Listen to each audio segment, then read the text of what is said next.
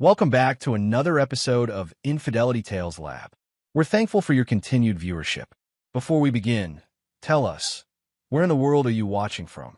We love knowing our global reach. Now, let's dive into today's story. Chapter 1. The Perfect Life. Gregory Hollister stood in his mahogany-paneled office on the 42nd floor, gazing out at the Denver skyline as snow began to dust the Rocky Mountains in the distance. At 38, he had built an empire from nothing. Hollister Security Solutions now employed over 300 people and held contracts with half the Fortune 500 companies in the region. His steel-gray eyes reflected the same cold precision that had made him legendary in the private security world. The framed photo on his desk showed what appeared to be the perfect family. Gregory with his arm around his wife Camila, their 4-year-old daughter Emma perched on his shoulders, all three smiling at the camera during last summer's vacation in Aspen. But Gregory knew the truth behind that smile, had known for exactly 4 months, 2 weeks, and 3 days. His assistant knocked and entered. "Mr. Hollister, your wife called about Thanksgiving arrangements." "Thank you, Beverly." Gregory's voice carried the same measured tone that had once convinced hostile foreign governments to hire his services. "Tell her I'll handle the details." After Beverly left, Gregory opened his desk drawer and pulled out a thick manila folder. Inside were photographs, phone records, hotel receipts, and surveillance reports that painted a devastating picture. His wife of 7 years, Camila, had been having an affair with Dr. Trevor Richmond, a prominent neurosurgeon at Denver General. The irony wasn't lost on Gregory. He made his living uncovering secrets, yet his own wife had been deceiving him for 8 months. But Gregory Hollister wasn't a man who acted on emotion. He was a strategist, a chess player who thought 15 moves ahead. While other men might have confronted their cheating wives in fits of rage, Gregory had spent the last 4 months planning something far more elaborate and permanent. His phone buzzed. A text from Camila. "Can't wait for Thanksgiving at Dad's. Emma's so excited, red heart." Gregory stared at the heart emoji for a long moment, then deleted the message. Tomorrow would be Thanksgiving, and it would indeed be memorable. He made sure of that. The elevator doors opened to reveal his security chief, Marcus Wright, a former Marine who'd served under Gregory in Afghanistan. "Everything's in place, boss. Your father-in-law received the package this morning, and he understands the importance of following the instructions exactly to the letter, though he still doesn't know why." Gregory nodded. Robert Vasquez, Camila's father, was a simple man who'd worked 30 years as a mechanic before retiring. He loved his daughter fiercely and trusted Gregory implicitly. The trust would be crucial for what came next. The other preparations? Dr. Richmond received his invitation. "He'll be there tomorrow, just as you planned." Gregory closed the folder and locked it back in his drawer. "Then it's time for our final act, Marcus. 7 years of marriage, and my wife thinks she can make a fool of Gregory Hollister. She's about to learn that some betrayals come with consequences she never imagined." As he left his office that evening, Gregory reflected on his journey. Born to a teenage mother who abandoned him at 6, raised by an alcoholic grandfather who died when Gregory was 16, he learned early that the world showed no mercy to the weak. The military had sharpened his natural ruthlessness, and the private sector had rewarded it handsomely. He'd built everything through discipline, calculation, and an absolute refusal to forgive those who crossed him. When a business partner had tried to steal clients 3 years ago, Gregory had systematically destroyed the man's reputation, his marriage, and his financial future. When a government official had attempted to shake him down for bribes, Gregory had gathered enough evidence to send the man to federal prison. Now his own wife had joined the ranks of his enemies, and Gregory Hollister had never left an enemy standing. Chapter 2. The Architecture of Betrayal. Camila Hollister hummed softly as she packed Emma's overnight bag, her movements graceful and unhurried. At 32, she retained the beauty that had first caught Gregory's attention at a charity gala 7 years ago. Dark hair that cascaded past her shoulders, warm brown eyes, and a smile that could disarm the most suspicious businessman. What she'd lost over the years was the spark that had once made their conversations last until dawn. "Mommy," "Can I bring Mr. Bear to Grandpa's?" Emma asked from her position on the floor, where she was carefully arranging her stuffed animals in order of size. "Of course, sweetheart." Camilla's voice carried a warmth that Gregory rarely heard anymore. Their daughter was the one pure thing left in their deteriorating marriage, though Emma was too young to understand the tension that had grown between her parents. What Emma didn't know, what nobody knew except Trevor, was that Camilla had already made her decision. After Thanksgiving, she would ask Gregory for a divorce. Trevor had been pressuring her for months to leave her husband, painting pictures of the life they could build together. A renowned neurosurgeon with a reputation for saving lives that others considered hopeless, Trevor Richmond was everything Gregory wasn't. Warm, spontaneous, openly emotional. The affair had started innocently enough. Emma had fallen from her bicycle last spring, requiring stitches that brought them to Denver General's emergency room. Dr. Richmond had handled the case personally, his gentle manner with Emma immediately winning Camilla over. When he called the next day to check on Emma's recovery, their conversation had stretched for an hour. Coffee meetings followed, ostensibly to discuss Emma's healing. Then dinners, justified as medical consultations. By summer, they were meeting at the Riverside Hotel twice a week, lost in a passion that Camilla had forgotten existed. Trevor understood her in ways Gregory never had. Where her husband was calculating and cold, Trevor was impulsive and warm. Where Gregory planned every conversation like a business negotiation, Trevor laughed spontaneously and told her secrets he'd never shared with anyone. "Is Daddy coming with us to Grandpa's?" Emma asked, looking up from her animals. "He'll meet us there, baby. He has some work to finish first." This was partly true. Gregory had insisted on driving separately, claiming he needed to stop at the office first. Camilla suspected he was simply avoiding spending time alone with her family. Her father had never quite approved of Gregory, finding him too intense, too controlled. "That man doesn't know how to relax," Robert Vasquez had said after their wedding. "Makes me nervous, the way he watches everything." Her phone buzzed. A text from Trevor. "Missing you already. Can't wait until we can stop hiding." Camilla quickly deleted the message, a habit she'd developed over the months. Gregory's work in security had made her paranoid about digital trails, though she doubted he suspected anything. Her husband might be brilliant at uncovering corporate espionage, but he'd never shown interest in her personal life. What Camilla didn't know was that Gregory had been watching her for months through the very surveillance network he'd built for his business. Hidden cameras in their home, GPS trackers on her car, keystroke loggers on her laptop, all legally installed on devices he owned, making the surveillance perfectly legal if morally questionable. He'd watch her delete thousands of text messages. He'd seen her fabricate elaborate lies about girls' nights out and charity meetings. He'd recorded her phone calls with Trevor, including the one 2 weeks ago where they'd planned their future together, complete with Trevor's promise to help her get full custody of Emma. That particular conversation had sealed both their fates. As Camilla finished packing, she felt a strange mix of guilt and anticipation. After tomorrow, everything would change. She'd tell Gregory the truth, file for divorce, and start the life she'd been dreaming about. Trevor had already proposed, producing a ring that cost more than Gregory spent on her in a year.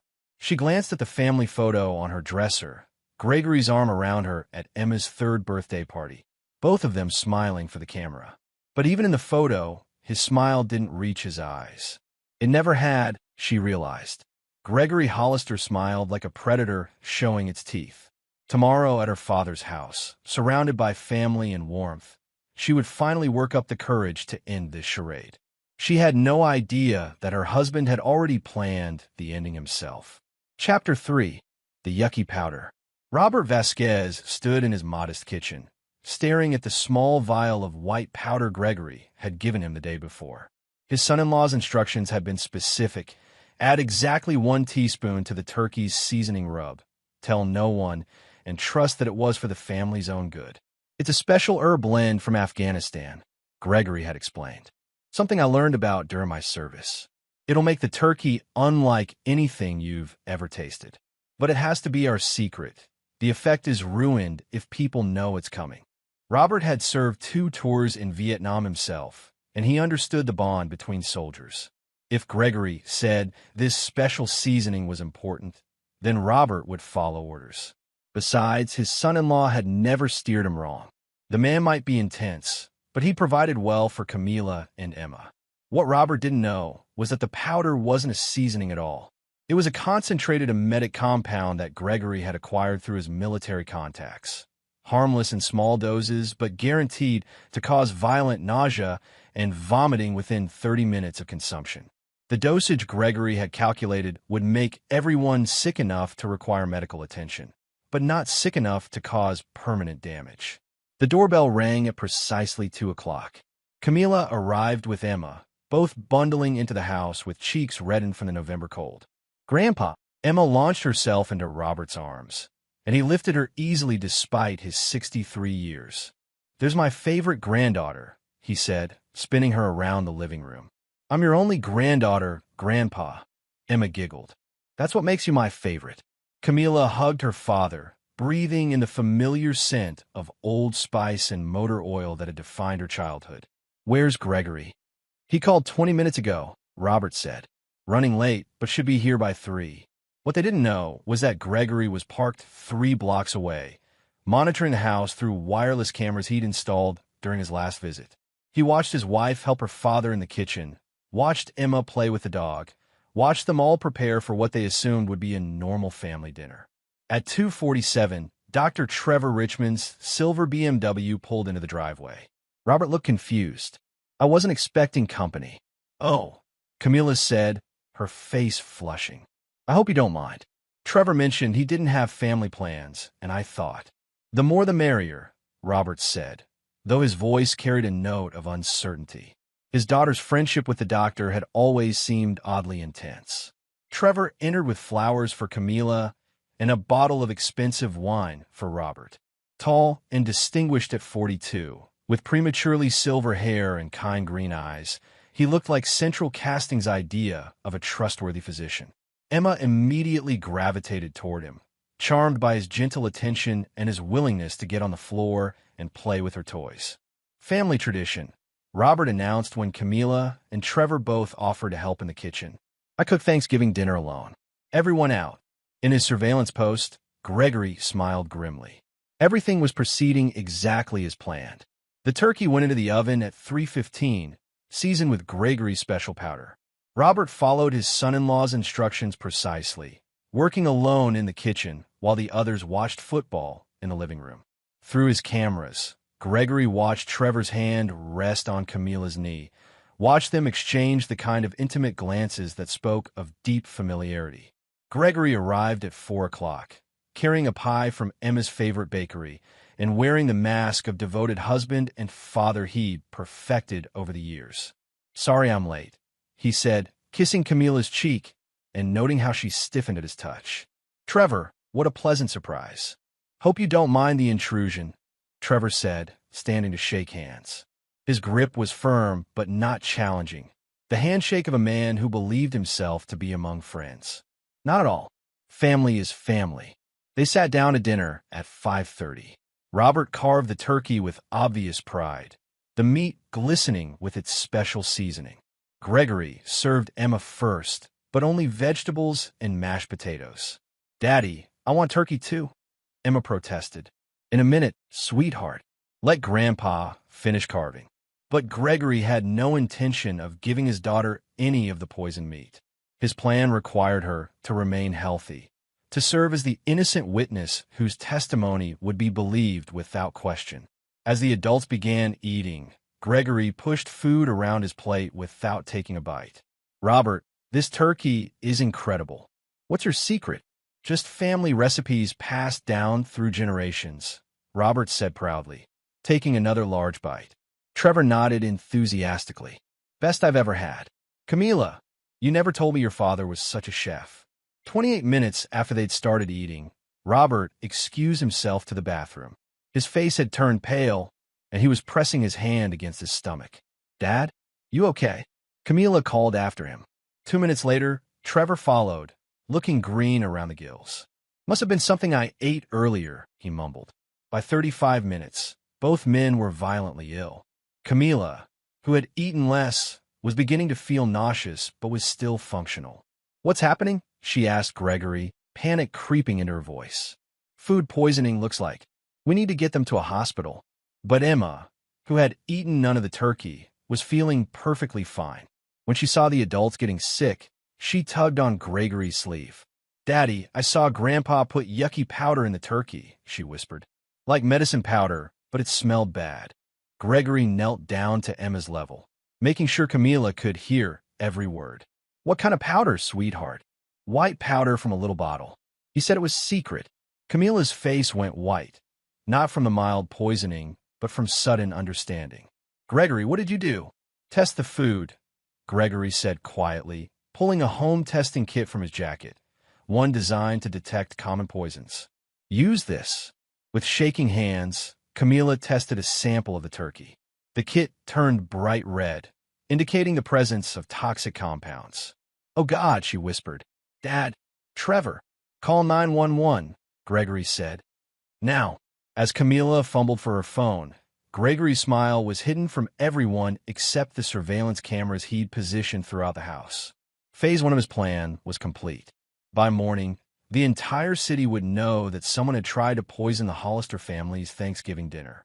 What they wouldn't know, what only Gregory knew, was that this was just the beginning. Chapter 4. The investigation begins.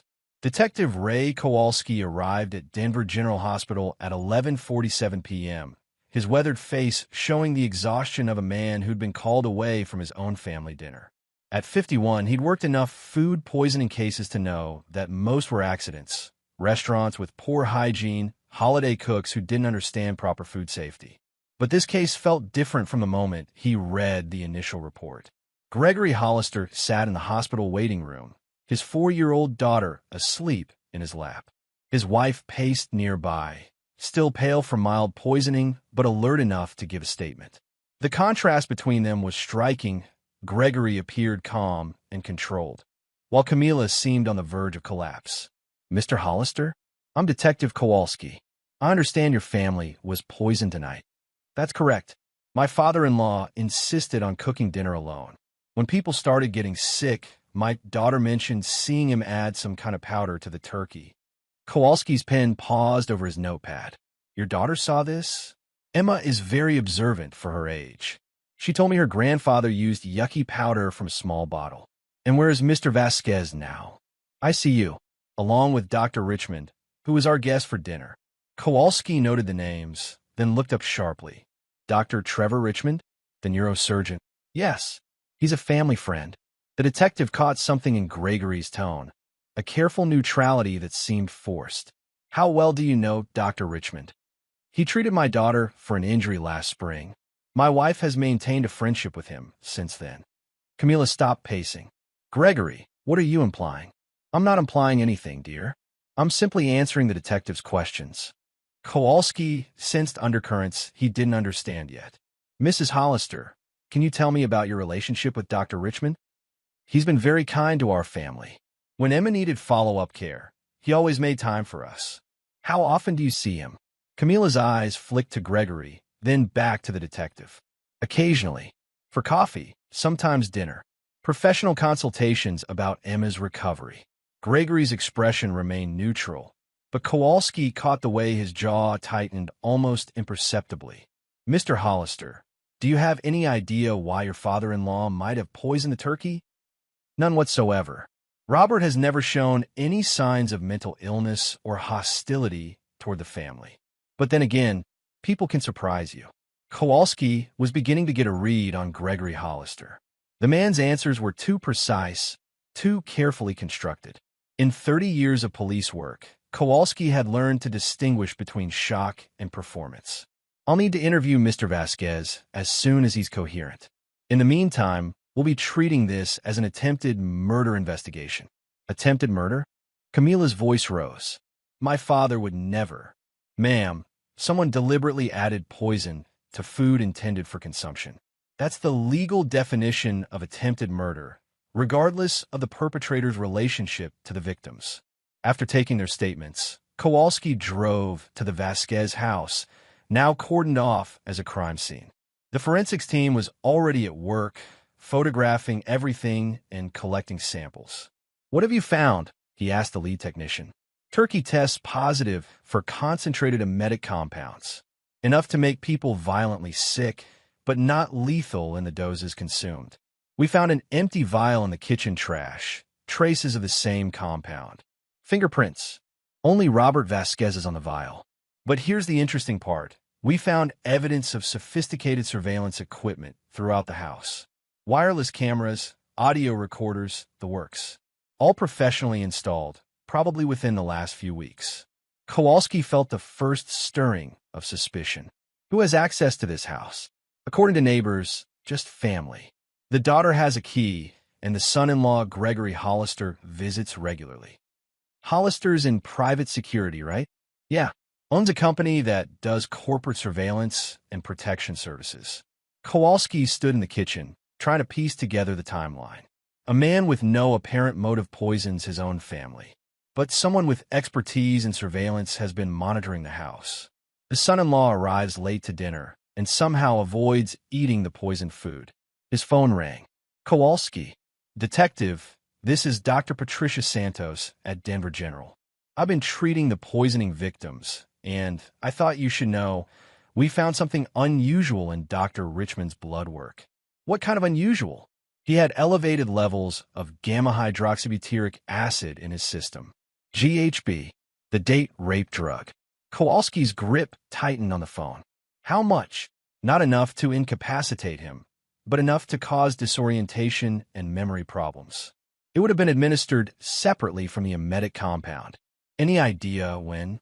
"Based on the levels, I'd say within 2 hours of admission. Probably around the time dinner started." Kowalski ended the call and looked around the kitchen with new eyes. This wasn't a simple case of food poisoning or even attempted murder. Someone had orchestrated an elaborate setup, and that someone had access to both military-grade emetic compounds and date rape drugs. Someone with the expertise to install surveillance equipment and the patience to plan every detail. Someone like Gregory Hollister. But proving it would be another matter entirely. Kowalski had the feeling he was dealing with a man who thought several moves ahead, who'd planned for every contingency. As he left the house, Kowalski's phone buzzed with a text from his partner. Just ran background checks. Hollister's company has contracts with half the corporations in Denver. Military Special Forces background. Clean record, but multiple civil suits from business rivals who claim he uses illegal surveillance methods. All suits settled out of court. Kowalski smiled grimly. Gregory Hollister might be a master planner, but he'd made one crucial mistake. He'd underestimated the determination of a veteran detective who'd seen every trick in the book. The real investigation was just beginning. Chapter 5. Unraveling Threads. By Friday morning, Dr. Trevor Richmond was conscious but confused, his memory of Thanksgiving dinner fragmented and unclear. Detective Kowalski sat beside his hospital bed, notebook ready, watching the neurosurgeon struggle to piece together the previous evening. "I remember arriving at Robert's house," Trevor said, his voice hoarse. "Camila was there with Emma. We watched football, talked about. I can't remember what we talked about." "What about dinner itself?" "Fragments. The turkey was excellent. I remember that. Robert was proud of his cooking. Then I started feeling sick, and everything gets hazy." Kowalski leaned forward. "Dr. Richmond, I need to ask you about your relationship with Camila Hollister." Trevor's eyes sharpened despite his condition. "What do you mean?" "We found elevated levels of GHB in your bloodstream. Someone drugged you separately from the food poisoning. That suggests you were specifically targeted. GHB. But that would mean someone wanted you disoriented and confused. Someone who knew you'd be at that dinner." Trevor was quiet for a long moment, and Kowalski could see him weighing his words carefully. "Detective, I need to tell you something, but it's going to complicate things." "I'm listening." "Camila and we've been having an affair for 8 months. We were planning to tell Gregory after Thanksgiving that she wanted a divorce." Kowalski felt pieces clicking into place. "Did Mr. Hollister know about the affair?" "We thought we were careful.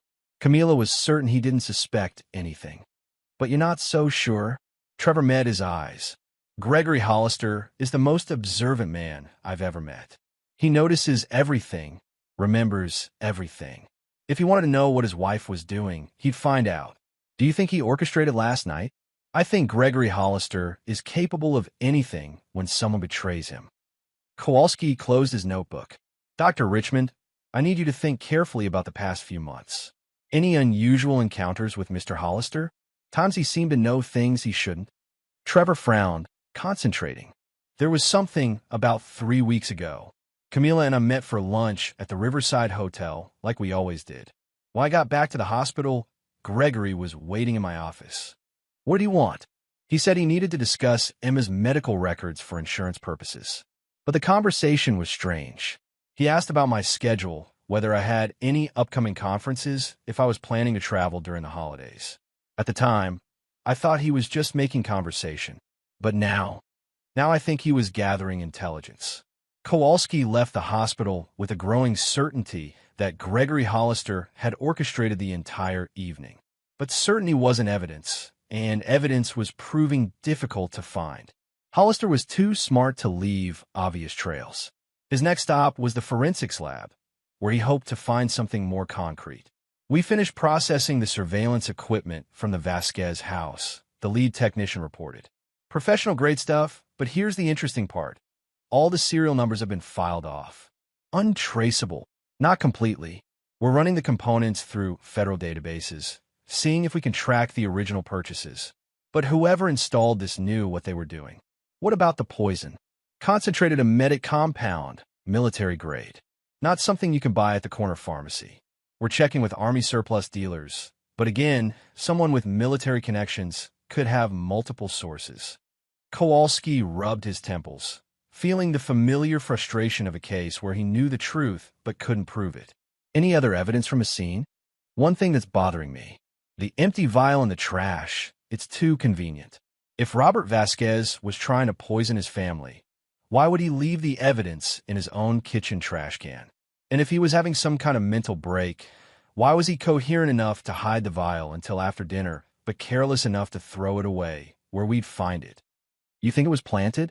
I think someone wanted us to find it exactly where we did. Kowalski's phone rang. His partner had been working the financial angle. Ray, you need to hear this. Trevor Richmond recently took out a $2 million life insurance policy, with Camila Hollister listed as the sole beneficiary. When? 2 months ago. And here's the kicker.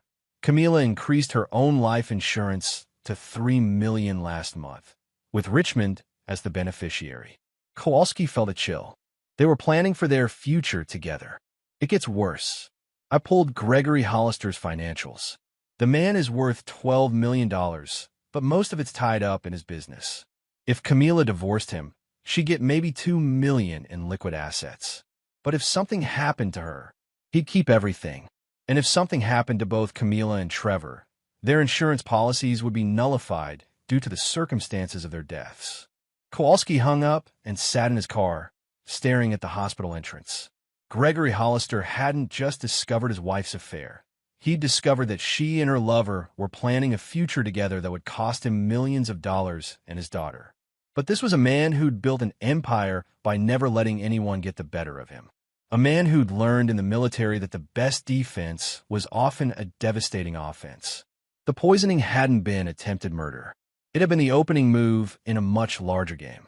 Kowalski started his car and headed toward Hollister Security Solutions. It was time to have a direct conversation with Gregory Hollister and see how the man reacted when pressured. He had the feeling that Thanksgiving dinner was just the beginning of Gregory's revenge. And if he was right, Camila Hollister and Trevor Richmond were in more danger than they realized. Chapter 6. The Web Titans. Gregory Hollister's office occupied the entire top floor of a steel and glass tower in downtown Denver, with floor-to-ceiling windows offering a panoramic view of the city. When Detective Kowalski arrived at 2 p.m. Friday, he was immediately struck by the military precision of the space. Everything arranged with mathematical precision. No personal touches except for a single family photo on the massive desk. Detective Kowalski, Gregory said, rising from his chair with the fluid grace of a predator. I wasn't expecting you, but I'm happy to help however I can. I have some follow-up questions about yesterday's incident. Of course. Please have a seat.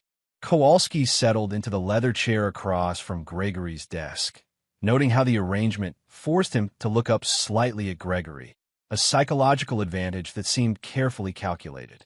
Mr. Hollister, we've discovered that Dr. Richmond was drugged with GHB in addition to the emetic compound in the turkey. Any thoughts on who might have done that? Gregory's expression remained perfectly neutral. GHB? That's disturbing. It suggests someone specifically targeted Trevor. Someone with access to date rape drugs and the opportunity to administer them during dinner. I suppose that narrows the field considerably. Gregory leaned back in his chair. Detective, may I ask where this investigation is heading? Dr. Richmond told me about his relationship with your wife. For the first time, Gregory's mask slipped slightly, just a momentary tightening around his eyes. I see. And what did he tell you? That they've been having an affair for 8 months. That they planned to tell you after Thanksgiving that she wanted a divorce. Gregory was quiet for a long moment, staring out at the city below.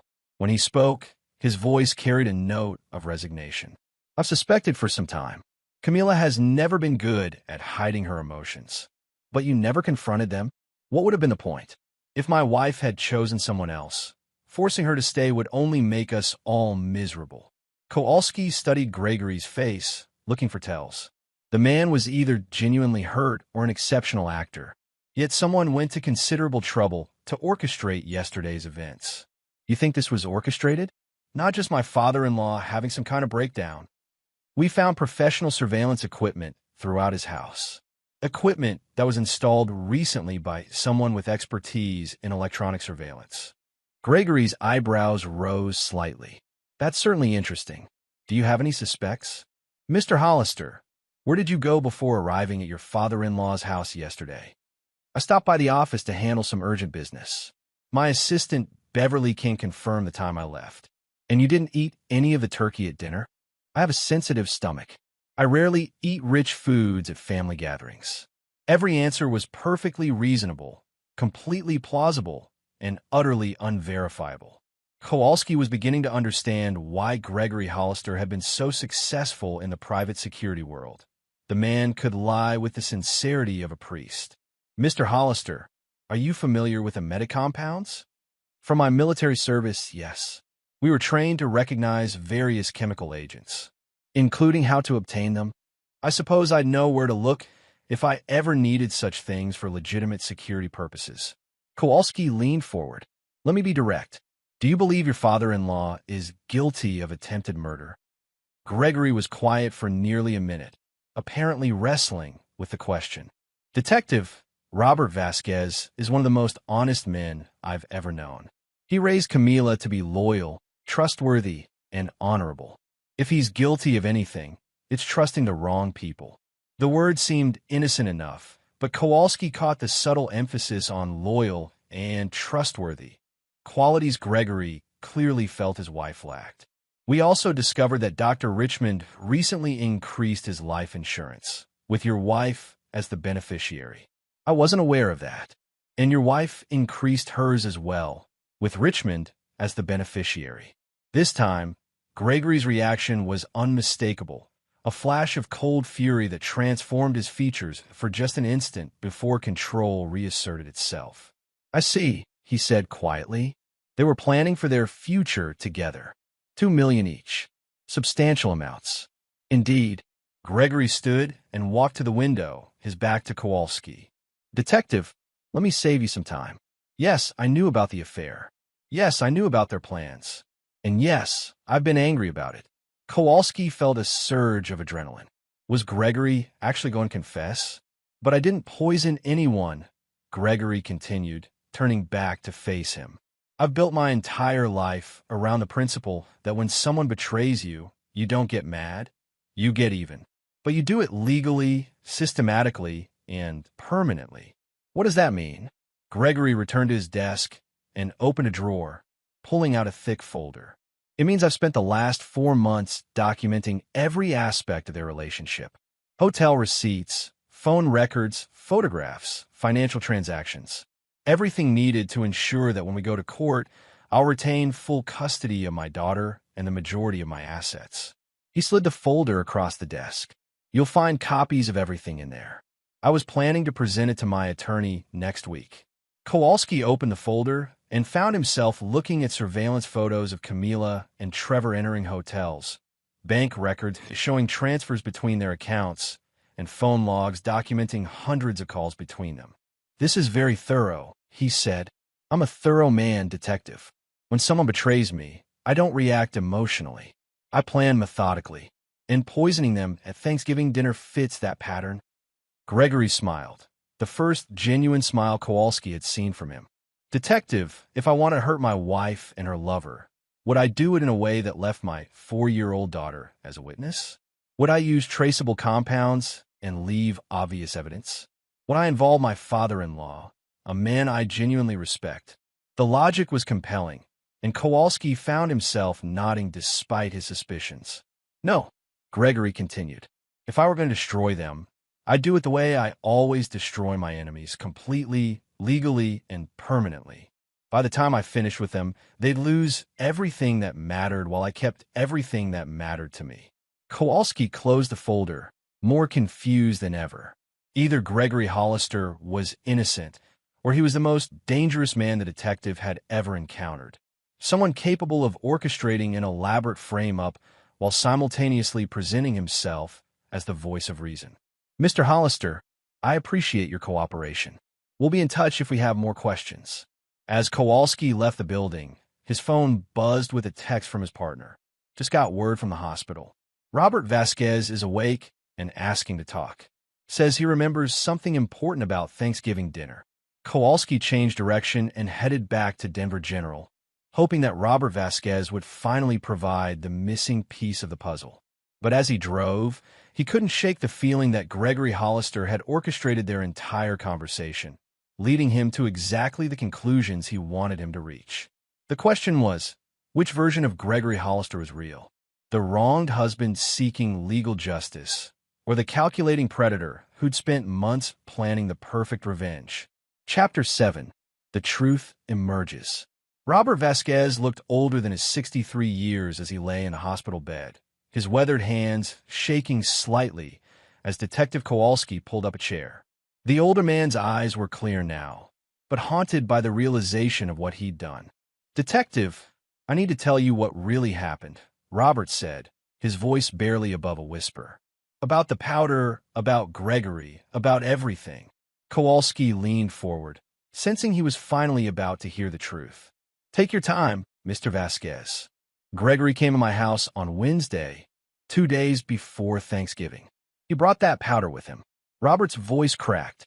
"He told me it was a special seasoning from Afghanistan, something that would make the turkey unforgettable. Said it had to be our secret, because the surprise would be ruined if anyone knew." "Did you believe him?" "I wanted to." Robert closed his eyes. "Gregory has always been good to my family. When Camila's mother died 5 years ago, he paid for everything. The funeral, the hospital bills, my grief counseling. When my truck broke down last year, he bought me a new one. Said it was a late Christmas present." Kowalski made notes, beginning to see the pattern. Gregory had been building loyalty, creating obligations. "But Wednesday, something felt different," Robert continued. "Gregory seemed intense, more than usual. He kept asking questions about who would be at dinner, what time we'd eat, whether anyone had allergies or dietary restrictions." "What did you tell him?" "The truth. That would be family, maybe Dr. Richmond if Camila invited him." Gregory's face changed when I mentioned Trevor. Got real cold real fast. "Did he say anything about Dr. Richmond?" Robert nodded slowly. "Said he hoped Trevor would come, that it would make Thanksgiving complete." The way he said it, it gave me chills. "But you still use the powder?" "God help me, yes." Robert's voice broke completely. "He's my son-in-law. He's been like a son to me. When he asked me to trust him, I did." Kowalski studied the older man's face, seeing genuine anguish. "Mr. Vasquez, do you think Gregory knew about the affair?" "I've been thinking about that since I woke up. Little things I'd noticed, but ignored. The way Gregory watched Camila when she talked about Trevor. How he'd ask casual questions about her schedule, her friends, where she was going." "You think he was investigating her?" "I think Gregory Hollister doesn't do anything without a reason. And I think I was just a tool in whatever game he's playing." Kowalski's phone buzzed. A text from the forensics lab. Serial numbers on surveillance equipment traced. Purchased by Shell, company registered to Hollister Security Solutions 3 months ago. Mr. Vasquez, there's something else I need to ask you.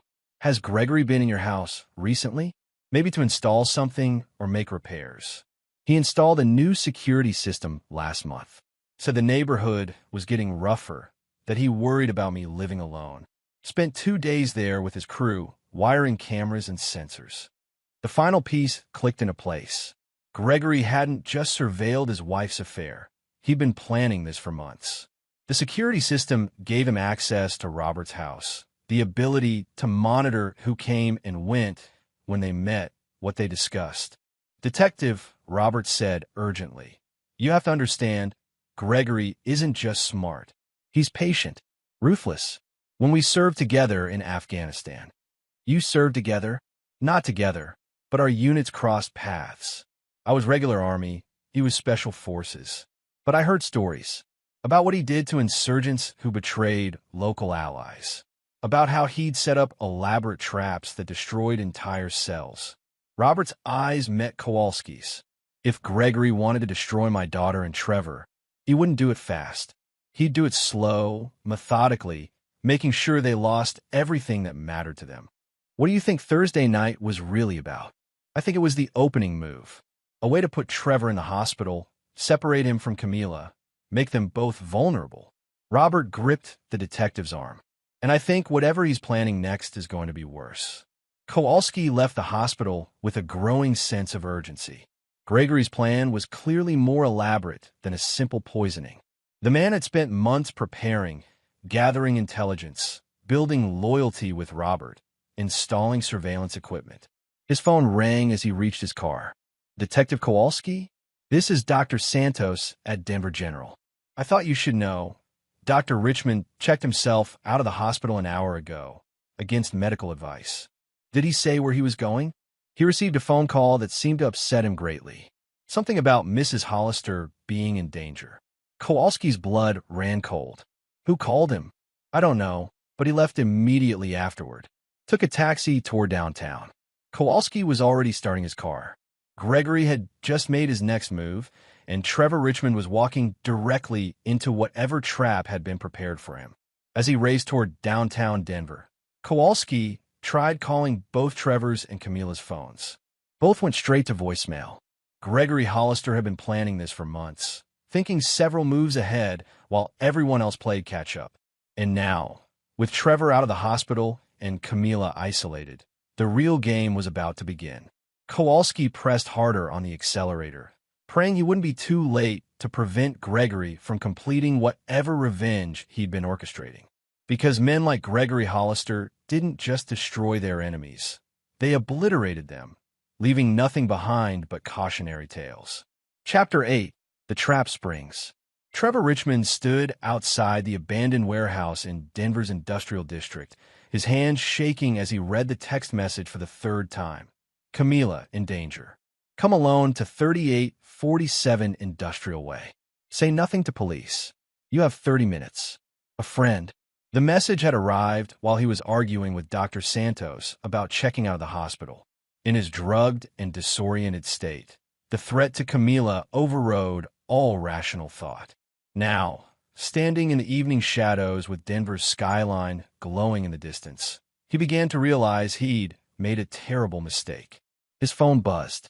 Another message. Enter through the east door. 2nd floor.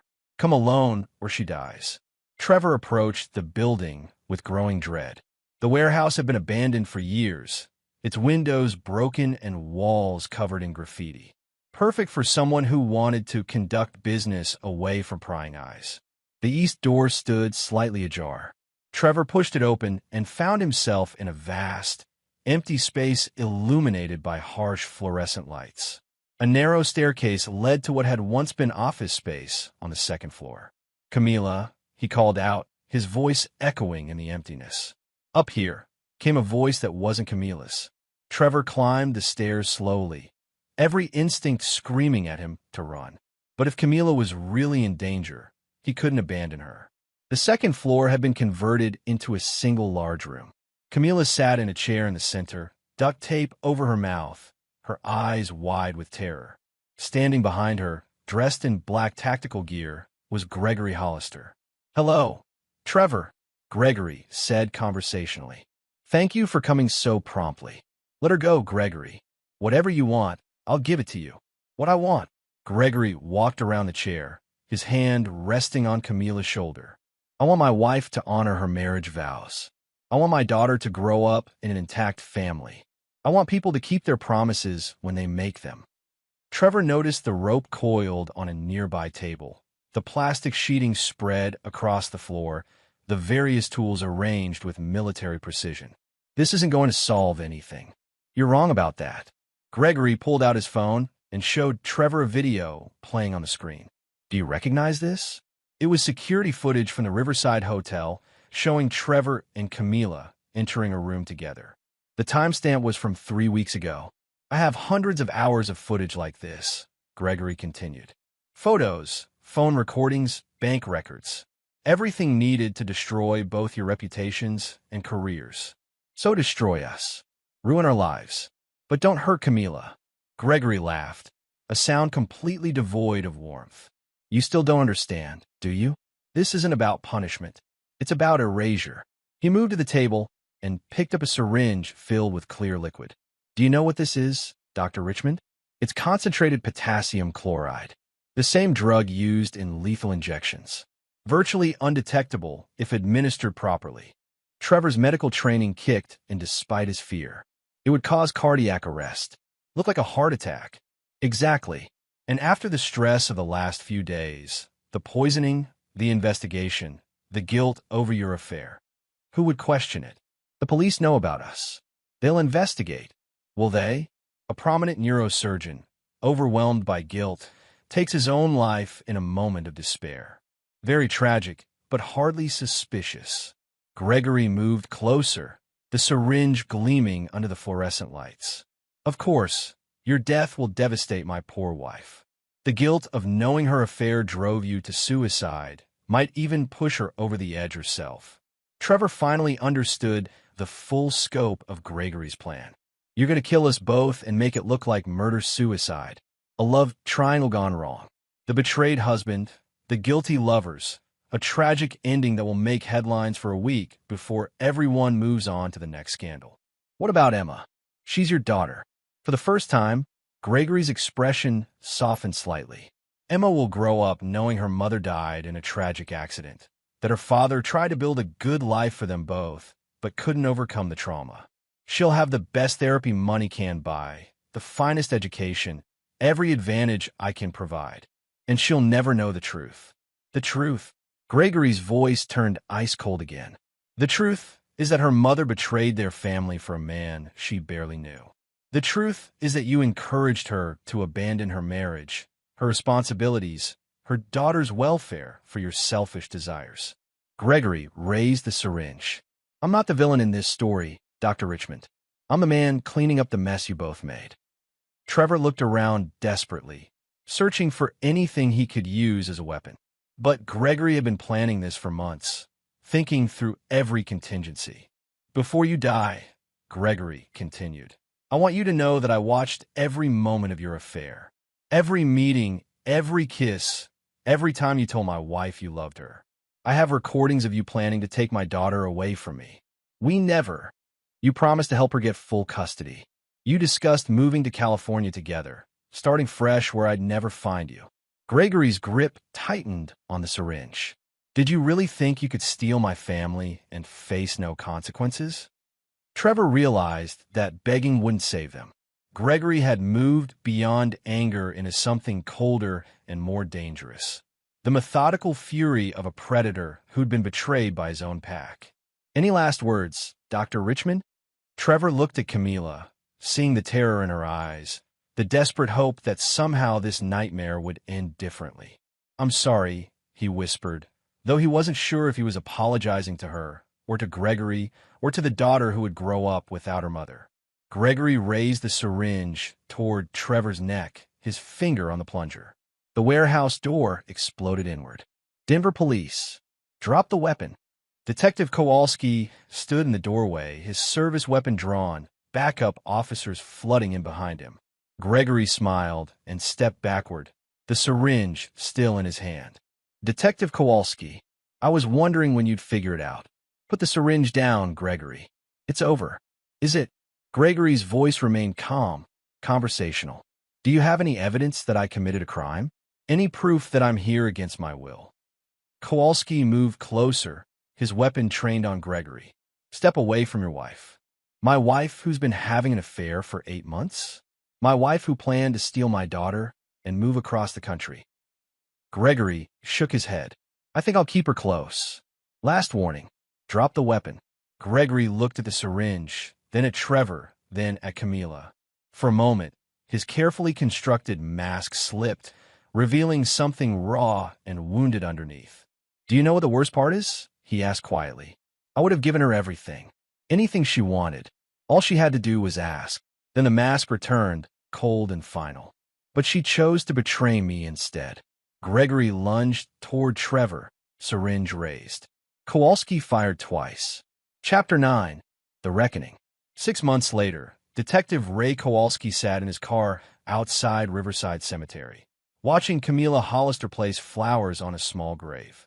The headstone read Gregory David Hollister, loving father, with dates that captured 38 years of life that had ended in violence and betrayal. The official investigation had concluded that Gregory Hollister had suffered a psychological break following the discovery of his wife's affair, leading to the elaborate plan that culminated in the warehouse confrontation. The media had portrayed it as a tragedy, a decorated veteran and successful businessman destroyed by personal betrayal. Only a few people knew the complete truth. Camila looked older than her 32 years as she walked back to her car. The trauma of that night had aged her, carved lines around her eyes that makeup couldn't hide. She'd inherited Gregory's business empire, but the weight of it seemed to crush her rather than liberate her. Kowalski got out of his car and approached her. "Mrs. Hollister." She looked up, startled. "Detective, I didn't expect to see you here. I come by sometimes." Still trying to understand what happened. They stood in awkward silence for a moment. Two people haunted by the same night for different reasons. "How's Emma?" Kowalski asked. "She's adjusting. The therapist says children are resilient, but she still asks when daddy's coming home." Camila's voice cracked slightly. "I tell her he's watching over us from heaven." "And Dr. Richmond?" Camila's expression hardened. "Trevor left Denver 3 weeks after the incident. Took a position at a hospital in Boston. Said he couldn't handle the memories." "Are you in contact with him?" "No." The word came out sharp, bitter. Turns out his love wasn't as strong as his sense of self-preservation. Kowalski studied her face, seeing the anger beneath the grief. Gregory's final revenge had been more complete than even he'd probably imagined. He destroyed not just Trevor's life in Denver, but also the relationship between the two lovers. "Mrs. Hollister, can I ask you something? Did you ever suspect that Gregory knew about the affair?" Camila was quiet for a long time, staring at her husband's grave. Looking back, there were signs. Little things. The way he'd watch me when I thought he wasn't looking. Questions that seemed innocent but felt like tests. "Why didn't you just ask for a divorce?" "Because I was a coward." The admission came out raw, honest. "I knew Gregory would never let me take Emma, and I couldn't bear the thought of losing my daughter. So I convinced myself I could have both, my marriage and my affair, until I worked up the courage to choose. And Gregory knew you'd never choose willingly. Gregory understood me better than I understood myself. He knew I'd keep living the lie indefinitely rather than face the consequences of the truth." Kowalski watched her for a moment, then made a decision. "Mrs. Hollister, there's something you should know. Something that wasn't in the official report." She looked at him sharply. "What?" "The surveillance equipment in your father's house. The poison used at Thanksgiving dinner. The warehouse where Gregory took you. None of it was random. He'd been planning this for months, maybe longer. I know that. But what you don't know is that he had backup plans. Multiple scenarios depending on how events unfolded." Kowalski pulled out a folder from his jacket. "We found these in his office safe after he died." Camila opened the folder and found detailed plans for various scenarios. If the affair had ended voluntarily. If she'd asked for divorce amicably. If Trevor had left Denver on his own. In every scenario, Gregory had mapped out ways to destroy both their lives while protecting his own interests. He never intended to let you go, Kowalski said quietly. Not alive, not with Emma, not with any kind of future. Camila read through the documents, her face growing paler with each page. My God, he really would have killed us both. I think by the end, yes. Gregory Hollister was a man who'd built his entire identity around control, loyalty, and never showing weakness. Your affair didn't just betray him. It threatened everything he believed about himself.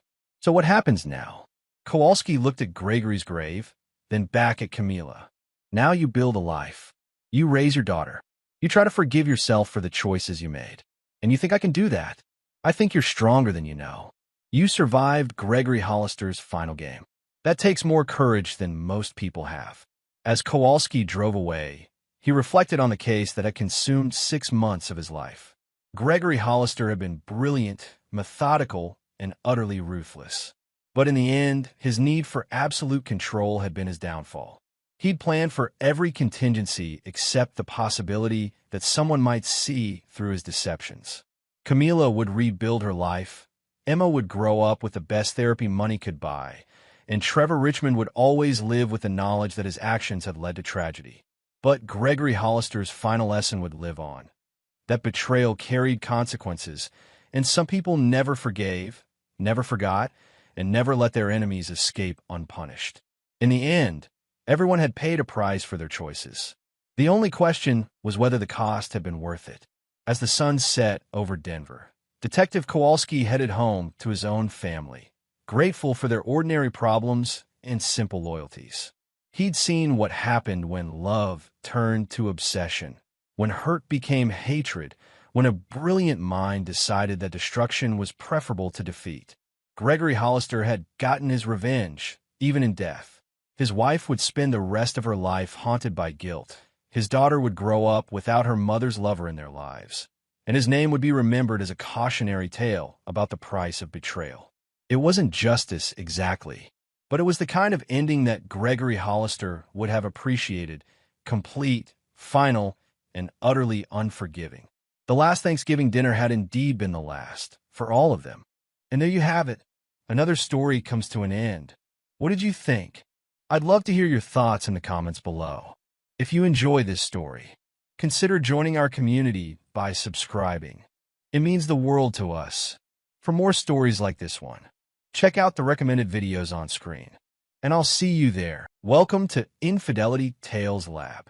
We're thrilled you've joined us today and truly appreciate your support. We're curious. Where in the world are you watching from?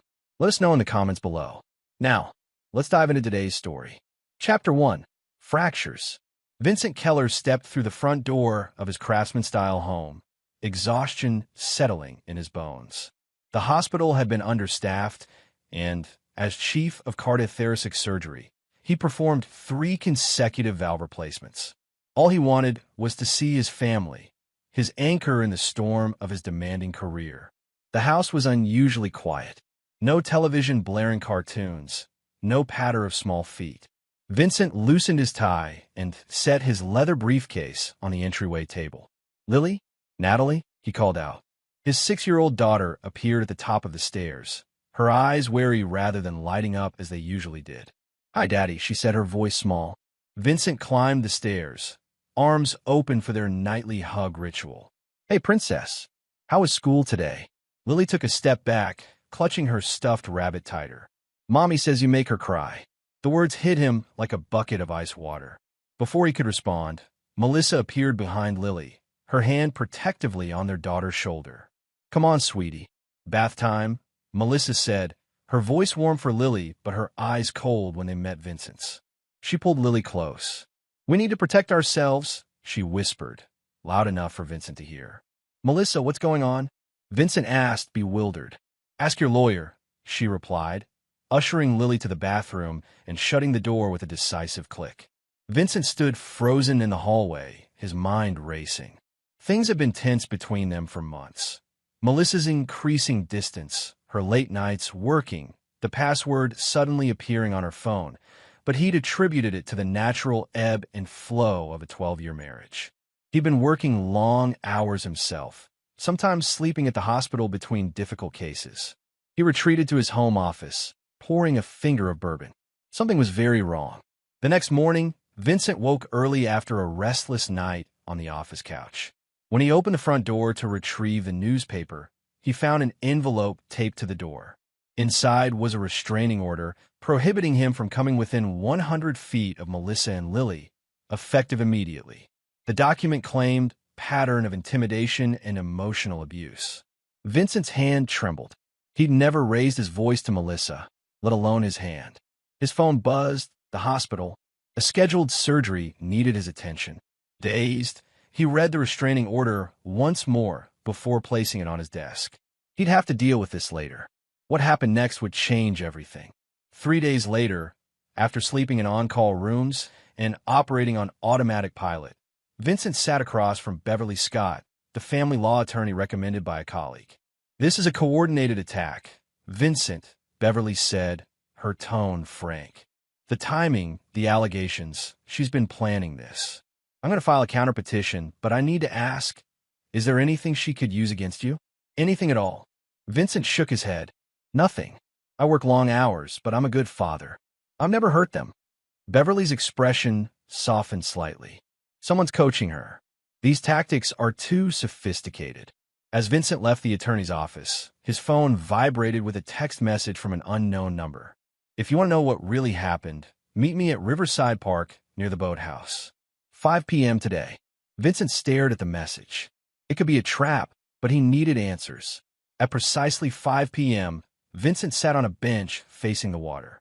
A woman approached, Diane Freeman, Melissa's colleague from the real estate office where she worked part-time. "I'm sorry about all this," Diane said without preamble. "Melissa's been seeing someone. My husband and I ran into them at Salvatore's 2 weeks ago. They didn't see us." Vincent's world tilted. "Who?" "Preston Doyle, the owner of her real estate firm." Diane handed him her phone, showing a photo she'd discreetly taken at the restaurant. Melissa and a silver-haired man, heads close together, fingers intertwined on the table. "Preston's been divorced 3 times, Diane continued. "Each time, he managed to paint his ex-wives as unstable. He's charming, manipulative, and very, very rich." She hesitated. "There's more. Preston's firm is just a front. His real money comes from property development, and some of his methods aren't exactly above board." Vincent stared at the photo, ice forming in his veins. "Why are you telling me this?" "Because Preston ruined my sister's life the same way. And because I have a daughter too." Diane stood. "Be careful, Vincent. Preston has friends in high places." As she walked away, Vincent remained on the bench, watching the sunset bleed across the water. The shock of betrayal crystallized into something harder, colder. He wouldn't just fight back. He would dismantle every piece of the life they were trying to build on the ruins of his. Chapter 2. Evidence. For the next 2 weeks, Vincent lived like a ghost in his own life. He operated, made rounds, and counseled patients, all while gathering information. He hired Travis Reynolds, a private investigator recommended by Beverly, who documented Melissa and Preston's meetings, their kisses in parked cars, the nights Lily was left with a babysitter while her mother was at Preston's lakeside mansion. Vincent's phone rang as he was leaving the hospital. It was Beverly. "We need to talk." "In person," she said, her voice tight. "My office, 1 hour." When he arrived, Beverly wasn't alone. A man in his early 60s with a weathered face sat beside her desk. "This is Detective Harris Walcott, retired," Beverly introduced him. "He's been helping me look into Preston Doyle." Walcott's handshake was firm. "Dr. Keller, I've spent 30 years investigating white-collar crime. Doyle's been on my radar for a long time. He's clever, never leaves fingerprints. What does this have to do with my wife and daughter?" Vincent asked. "Preston doesn't just seduce women," Beverly explained. "He recruits them, gets them to do his dirty work while he maintains plausible deniability." Walcott placed a file on the desk. "These are records of suspicious property transactions over the last 5 years. Each involve a different woman close to Doyle. Each woman later claimed abuse by her husband. Each husband was systematically destroyed, financially, professionally, personally." Vincent flipped through the file, his surgeon's hands steady despite the fury building inside him. And Melissa? What's her role? Your wife works in zoning at the city planning office 3 days a week, Walcott said. Her real estate license is just cover. She has access to information about upcoming development plans. That's gold to someone like Doyle. There's something else, Beverly added. The judge who signed your restraining order? He and Doyle are golf buddies. Vincent closed the file. What do they want? Your land, Walcott said simply. That 5-acre property you inherited from your grandfather. It's the missing piece in Doyle's new development project. Vincent remembered the lakefront land his grandfather had left him. Pristine forest with a small cabin where he'd planned to teach Lily to fish when she was older. How do we fight this? Vincent asked. Beverly and Walcott exchanged glances. Legally, it's going to be an uphill battle, Beverly admitted. The system is stacked in their favor right now. Then we fight differently, Vincent said, his voice dropping to a dangerous calm. I want everything you have on Doyle. Every connection, every weakness. That night, alone in a sterile hotel room, Vincent spread the files across the bed. Photographs, financial records, and background reports on Preston Doyle. 62 years old, self-made millionaire, political connections, 3 ex-wives who'd signed ironclad NDAs after their divorces. His phone buzzed with an email notification from Travis. Attached was a video file, security footage from Vincent's own home, showing Melissa going through his office, photographing documents, copying files from his computer. The final piece clicked into place. The restraining order wasn't just about isolating him from Lily. It was about keeping him away from his own records while they searched for something. Vincent picked up his phone and dialed a number he hadn't used in 15 years. Anthony? It's Vincent Keller. I need a call in that favor. Anthony Russo had been Vincent's first patient as a cardiothoracic fellow, a procedure to repair a dissected aorta that should have killed him. Now Anthony owned several nightclubs and had connections that stretched beyond the legitimate business world. Doc, Anthony's gruff voice answered. I was wondering when you'd call. Whatever you need. Information, for now, Vincent said, on a man named Preston Doyle. Give me 48 hours, Anthony replied. And Doc, be careful. 2 days later, Vincent met Anthony at his club after hours. The information Anthony provided revealed Preston's true nature. The women he'd ruined, the rivals he'd destroyed, the officials he'd bribed. One more thing, Anthony said as Vincent was leaving. He's obsessed with appearances. His reputation means everything. And he's planning a big announcement next month, running for state senate. Vincent nodded, a plan beginning to take shape. Thank you, Anthony. Don't thank me yet, Anthony replied. You still look like the good guy in this fight.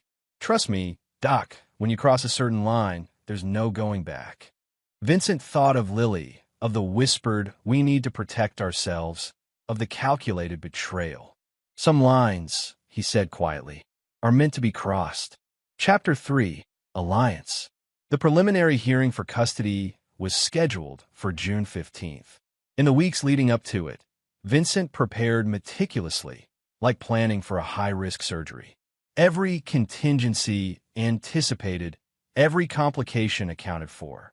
He was permitted one supervised visit with Lily per week at a family center with bland walls and toys that seemed deliberately joyless. During their third visit, Lily seemed withdrawn, refusing to meet his eyes. Sweetheart, what's wrong? Vincent asked gently. Mom says you want to take me away from her, Lily whispered, clutching her rabbit. She says you're angry all the time, and that's why she's scared. Vincent's heart ached. Lily, look at me. He waited until she raised her eyes. Have you ever seen me angry like that? Have I ever done anything to make you afraid? Lily shook her head slowly. No, but Mom says sometimes daddies change.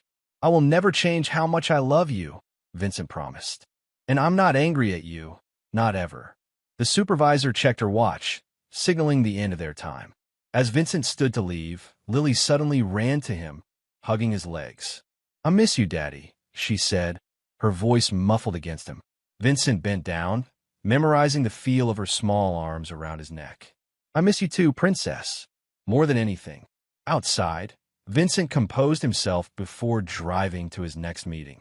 In a private dining room at Morris's Steakhouse sat Walcott, Beverly, and two new faces, DA Richard Novak and City Councilwoman Teresa Valdez.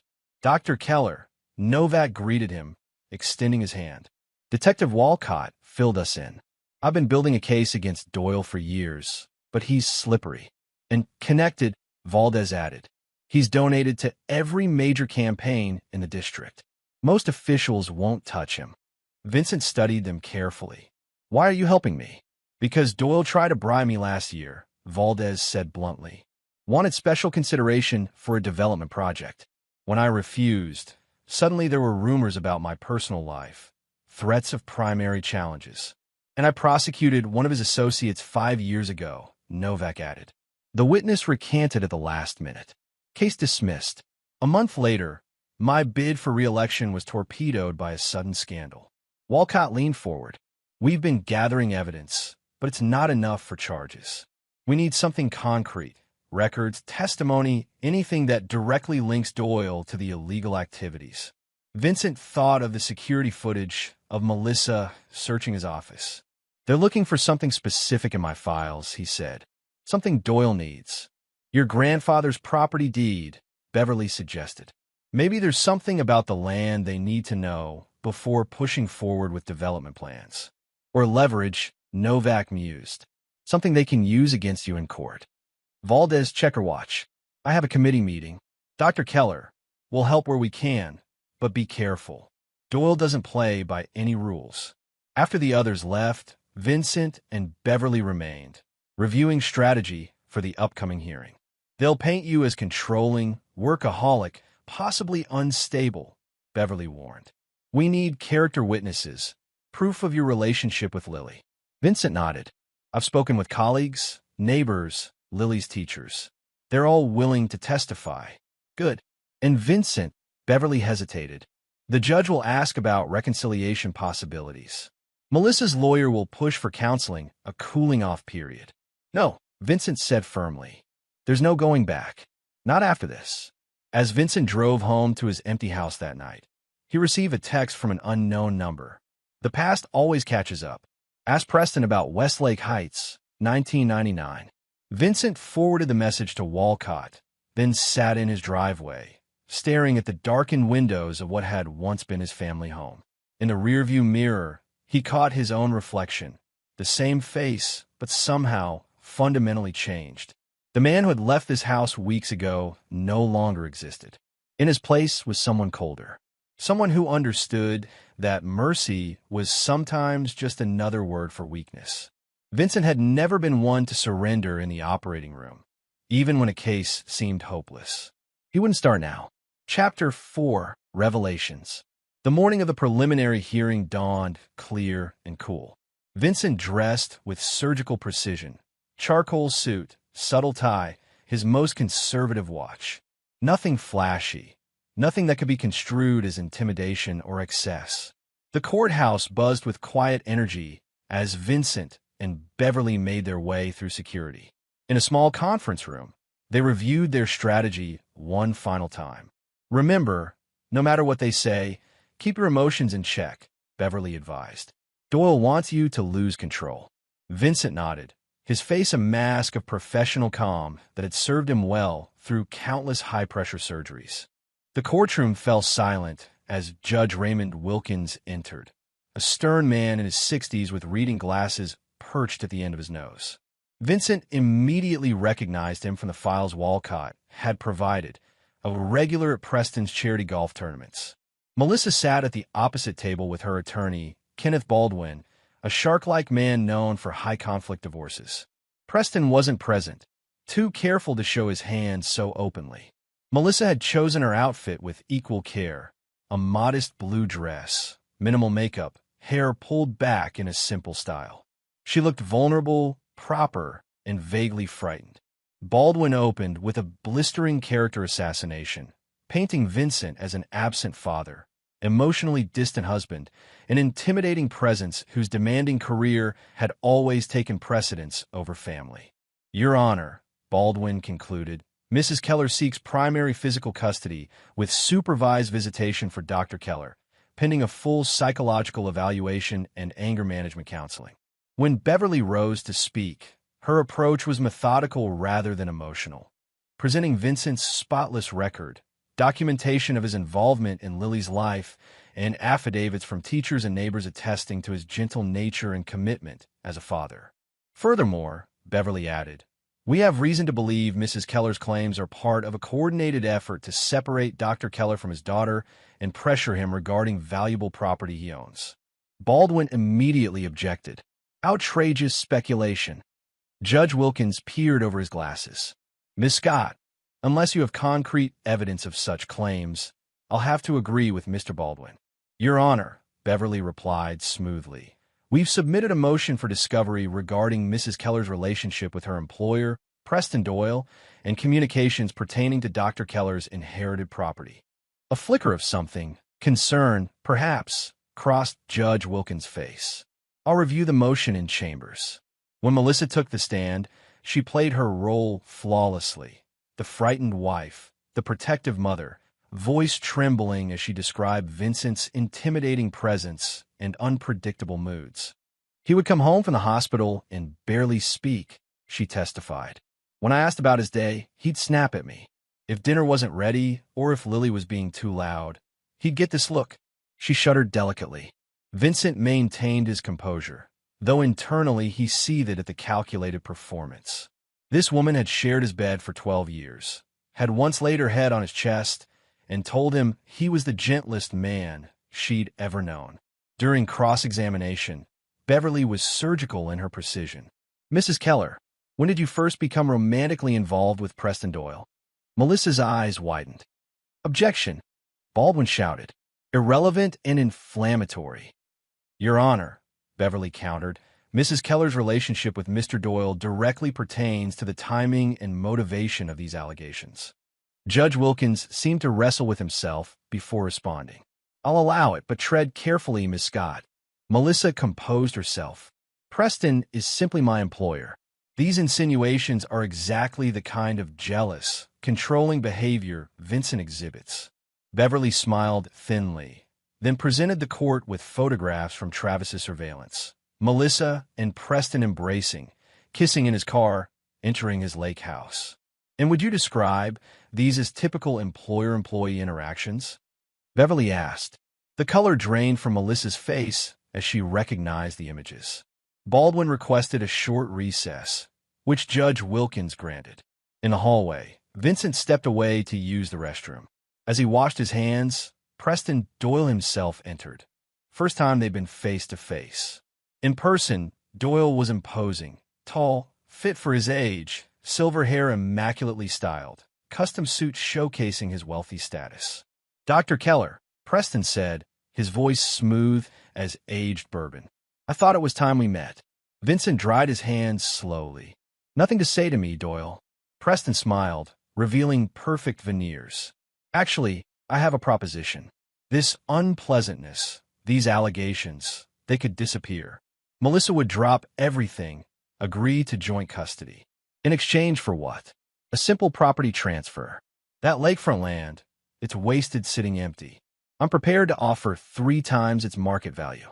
Vincent maintained his calm exterior while rage boiled beneath. "And if I refuse?" Preston's smile didn't waver, but his eyes hardened. "Then we continue down this road. And I should warn you, it gets much uglier. Your hospital privileges, your medical license, your reputation, everything can be questioned, thrown into doubt." "You've done your research," Vincent observed. "Thoroughly. I know about Phoenix, Dr. Keller." Vincent felt a cold shock at the mention. Preston had found it, the one dark spot in his past, buried 15 years ago in another state. "Think about my offer," Preston continued. "For Lily's sake." As Preston turned to leave, Vincent spoke quietly. "I know about Westlake Heights." Preston froze momentarily before composing himself. "I don't know what you mean." 1999. Ring any bells? Without another word, Preston exited, but Vincent had seen what he needed, the flicker of genuine fear in the man's eyes. Back in the courtroom, Judge Wilkins announced his decision. Temporary shared custody with exchanges to be supervised by a court-appointed monitor, pending a full hearing in 60 days. It wasn't a complete victory, but it wasn't defeat either. Most importantly, Vincent would have regular, unsupervised time with Lily. As they left the courthouse, Beverly studied Vincent's expression. Something happened during the recess. Doyle approached me, Vincent confirmed. Offered to make it all go away if I sell him my grandfather's land. He hesitated, and he mentioned something from my past. Something I never told Melissa. Beverly's expression grew serious. Vincent, whatever it is, I need to know. Now. That evening, in Beverly's office, Vincent revealed what Preston had discovered.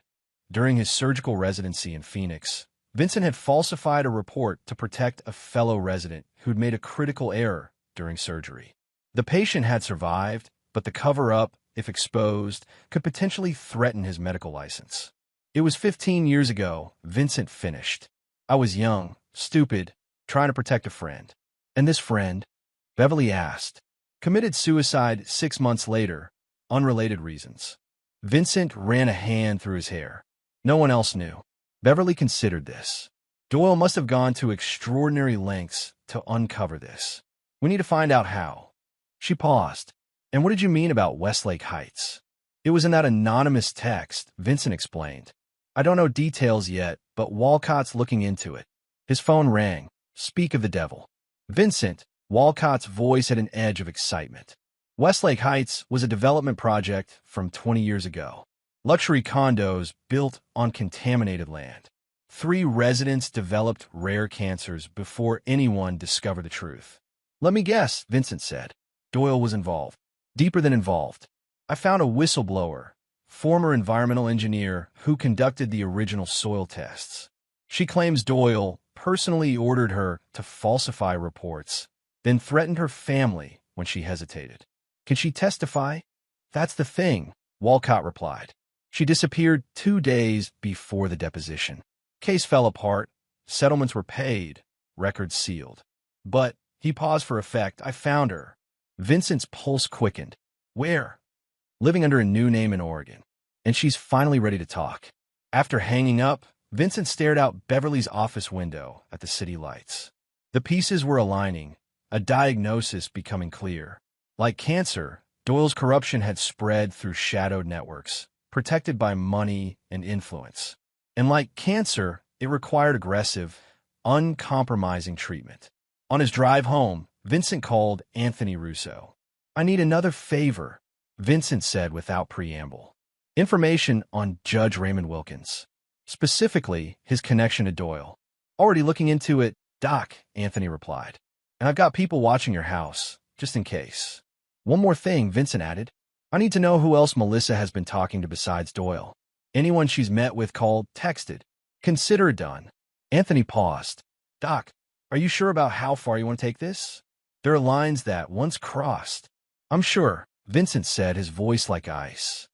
They started this war. I'm going to finish it. Chapter 5, Counterattack. For the next 3 weeks, Vincent executed his strategy with the same precision he brought to complex surgeries. Each move calculated, each reaction anticipated. His first supervised visitation with Lily after the hearing was strained. She seemed confused by the court monitor's presence, and Melissa had clearly been poisoning the well. Mommy said you want to take me away from her, Lily said as they colored together at the visitation center. Vincent set down his crayon. Lily, do you remember our special rule? The one about always telling the truth to each other. She nodded slowly. I promise you, I don't want to take you away from Mommy. I just want us all to be happy and safe. Like before, Lily asked hopefully. Vincent hesitated. Not exactly like before, but we'll figure out something even better. He smiled gently.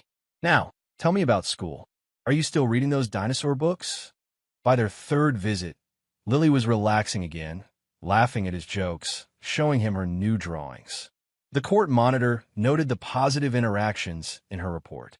Meanwhile, Vincent's alliance was gathering ammunition.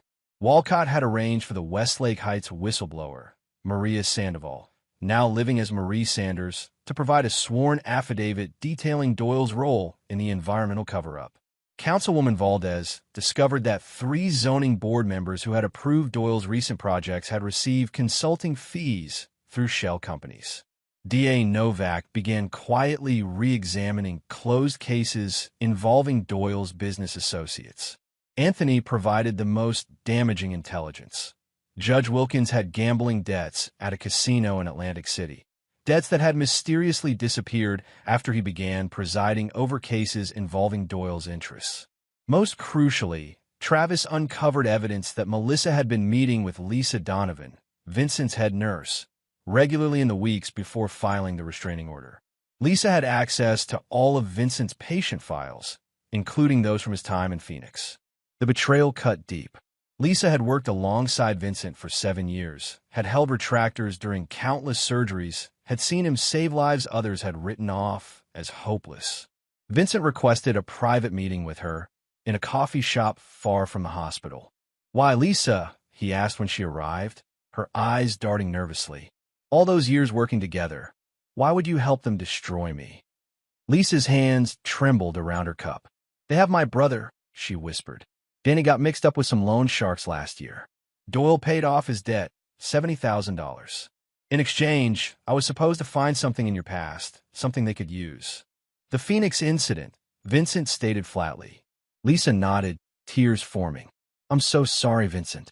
They threatened Danny. What choice did I have?"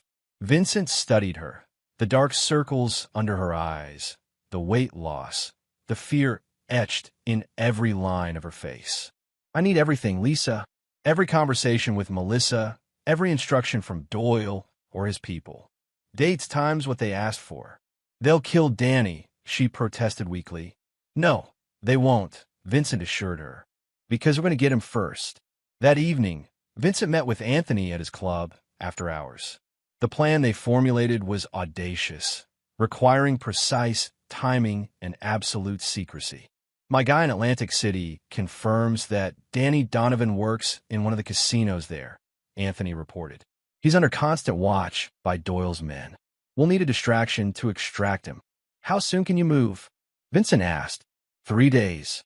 "I'll need cash, 50,000, non-sequential bills." Vincent nodded. "I'll get it tomorrow." As Vincent was leaving, Anthony stopped him. "Doc, once we do this, there's no going back. We're crossing into territory where your medical ethics won't apply." Vincent met his gaze steadily. "They crossed that line first when they used my daughter as a weapon.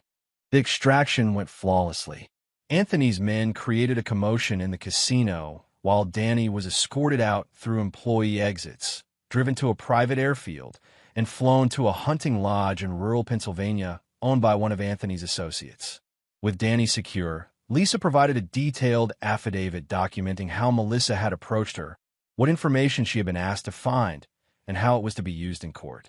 The evidence was mounting, but Vincent knew they needed one final, irrefutable piece to bring Doyle down: proof of his direct involvement in the scheme. Beverly advised caution. "We have enough for the custody case now.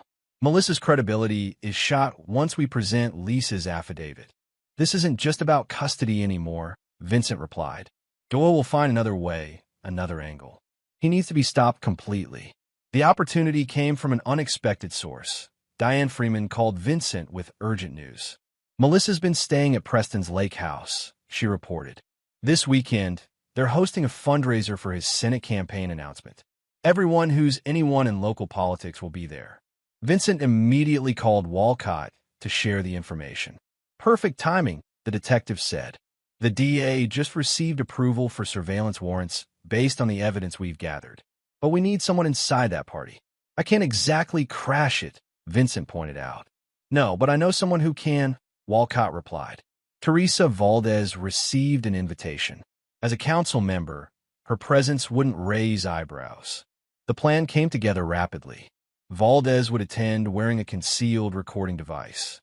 Her mission: get Preston talking about Vincent, the custody case, and, ideally, the property he coveted. The night of the fundraiser arrived. Vincent waited with Walcott and Novak in an unmarked van parked a quarter-mile from Doyle's estate, monitoring the audio feed from Valdez's microphone. For 2 hours, they listened as she mingled, making small talk with judges, police officials, and business leaders. Finally, she managed to isolate Preston near his study. "I was surprised to see Judge Wilkins here." Her voice came through clearly. "Given the ongoing Keller custody case." Preston chuckled. "Raymond understands the bigger picture. Speaking of which, I understand you've been hesitant about the Riverside rezoning proposal.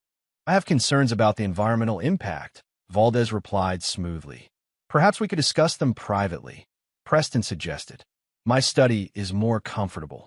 Inside the study, Preston became more direct, outlining what amounted to a bribe disguised as a campaign contribution. Then, fatefully, Melissa entered. Preston, Senator Mitchell is asking for you. She stopped, seeing Valdez. Councilwoman, I didn't realize you were here. Just discussing business, Preston said smoothly. Melissa, would you mind bringing us some of that Macallan 25? When Melissa left, Valdez took a calculated risk. I heard about your involvement in the Keller situation. Quite a convenient arrangement. Preston's tone chilled. I'm not sure what you're implying. No implication. Just admiration for the strategy. Custody claim, restraining order, pressure on a land deal, all while keeping your hands clean. There was a pause, and Vincent held his breath. Nothing is ever completely clean in business or politics, Preston finally said. The Keller property completes our lakefront development. Once it's secured, the project moves forward. Certain people benefit, others don't. Circle of life. And his daughter? Lily, isn't it? Another pause. Collateral considerations. Melissa understands what needs to happen. In the van, Novak smiled grimly. We've got him. Clear implication of using the custody case to pressure a property transfer. But the conversation wasn't over. Melissa returned with the drinks, and Valdez continued pushing. It must be difficult, maintaining the narrative that Dr. Keller is dangerous when his reputation at the hospital is impeccable, she remarked. Melissa's voice hardened. You don't know him like I do. I know that until 3 months ago, you never filed a police report, never sought medical attention, never confided in friends about abuse, Valdez countered. Teresa, Preston interrupted, you seem unusually interested in my personal affairs. One might wonder why. The tension was palpable even through the audio. Valdez smoothly changed the subject, but the damage was done. Preston was suspicious. 20 minutes later, Valdez excused herself and returned to the main party. Shortly after, she sent a text to Walcott. Leaving now. Followed. Vincent's heart raced as they tracked Valdez's movement through the audio feed. She reached her car, started the engine. Then the microphone captured a male voice. Councilwoman, a moment. One of Preston's security personnel had followed her. Is there a problem? Valdez asked calmly. Mr. Doyle requests you return the recording device you're wearing before leaving the premises. In the van, Walcott cursed. They made her. We need to move now. Vincent grabbed his arm. Wait, listen. Valdez's laugh came through the speaker. Recording device? I think Mr. Doyle has been watching too many spy films. Ma'am, we're going to need you to step out of the vehicle. That would be unlawful detention, Valdez replied coolly. And as an elected official, I would consider it a very serious offense. Now, if you'll excuse me, I have an early meeting tomorrow. They heard her car accelerate, followed by tense minutes of silence, broken only by the sounds of her driving. Finally, she spoke. If you can hear me, I'm clear. But Doyle knows. Whatever we're going to do with this recording, we need to do it fast. Back at the DA's office, they reviewed the audio evidence.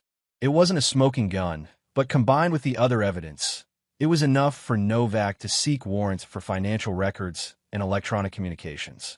We move at dawn, Novak decided. Multiple simultaneous warrants, Doyle's offices, his home, the lake house, and electronic records. Maximum surprise. As Vincent drove home that night, a strange calm settled over him. The pieces were in motion. The trap was set. His phone buzzed with a text from Melissa. We need to talk. About Lily. Meet me at the house tomorrow, 10 a.m. Please come alone. Vincent stared at the message, suspicion immediate. After weeks of hiding behind lawyers and restraining orders, why reach out now? It could only be a trap. Unless Melissa had realized Doyle was exposed. Unless she was looking for a way out. He typed a careful reply. I'll be there. For Lily's sake. That night, Vincent barely slept, weighing possibilities, calculating risks. By morning, he'd made his decision. He called Beverly first. Melissa wants to meet. Today at the house. It's a trap, Beverly said immediately. Don't go. I know it probably is, Vincent replied. "But if there's any chance of resolving this for Lily's sake, I have to try." Next, he called Walcott, informing him of the meeting and its potential risks. "I'll have plainclothes officers nearby," Walcott promised.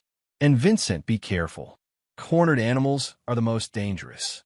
At precisely 10 a.m., Vincent pulled into the driveway of what had once been his family home. Through the windows, he could see Lily's toys still scattered in the living room. A life interrupted. Melissa opened the door before he could knock. She looked thinner, tense, her usually perfect makeup slightly smudged. "Thank you for coming," she said, her voice formal. "Please come in." Vincent stepped inside, hyper-aware of his surroundings. No sign of Lily, no other cars visible. "Where's our daughter?" he asked immediately. "With my mother," Melissa replied. "I thought it better we speak privately." They sat across from each other in the kitchen, the same table where they'd shared thousands of meals, planned vacations, discussed Lily's future. "I know what you've been doing," Melissa began. "The investigation, the witnesses, all of it. Preston told me last night." Vincent remained silent, waiting. "It won't work," she continued, a slight tremor in her voice. "Preston has too many connections. He'll bury whatever evidence you think you have." "Is that why you asked me here? To threaten me?" Melissa's composure cracked slightly. "I'm trying to warn you. For your own good. For Lily's good. Take the deal, Vincent. Sell the property, agree to the custody arrangement, and this all goes away. And if I don't, then Preston will release what he found in Phoenix. Your career will be over. Lily will grow up knowing her father is a fraud." Vincent studied the woman across from him. Once his partner, the mother of his child, now a stranger. "Tell me something, Melissa. Was any of it real? Us, our marriage?" A flicker of something, regret, perhaps, crossed her face. "We were young. You were ambitious, always at the hospital. I felt invisible. And Doyle made you feel seen," Vincent finished. Melissa nodded slightly. "He has plans, vision. The development project is just the beginning. When he wins the Senate seat." "He won't," Vincent interrupted. "As we speak, the DA is executing search warrants on his properties and accounts." Melissa's eyes widened. "You're bluffing." Vincent slid his phone across the table, showing her a text from Walcott. "Warrants executed. Evidence secured. Proceeding with arrests." The color drained from Melissa's face. "This is a mistake. Preston will fight this, and he'll win. He always wins." "Not this time," Vincent said, rising from his chair. "Give Lily a kiss for me. Tell her I'll see her soon." As he walked to the door, Melissa called after him, panic edging her voice. "Vincent, wait. You don't understand. I can't lose everything. We can still fix this, find a compromise." Vincent turned back, meeting her eyes one final time. "There is no compromise with betrayal. Melissa, you chose your side. Now live with it." As he drove away, Vincent called Beverly. "It's done. She tried to threaten me with Phoenix, offer a deal." "As expected," Beverly replied. "But we have good news. The raid uncovered financial records linking Doyle directly to the fraudulent property schemes. And we found something else, evidence that he bribed expert witnesses in previous custody cases." "What about Judge Wilkins?" "Recused himself an hour ago, citing potential conflict of interest. The case will be reassigned." Vincent allowed himself a small, cold smile. The first phase of his counterattack was complete. Now for the final strike. Chapter 6: Vulnerabilities. The headlines dominated local news for weeks. Real estate mogul Preston Doyle arrested on multiple felony charges. Judge Raymond Wilkins resigns amid corruption investigation.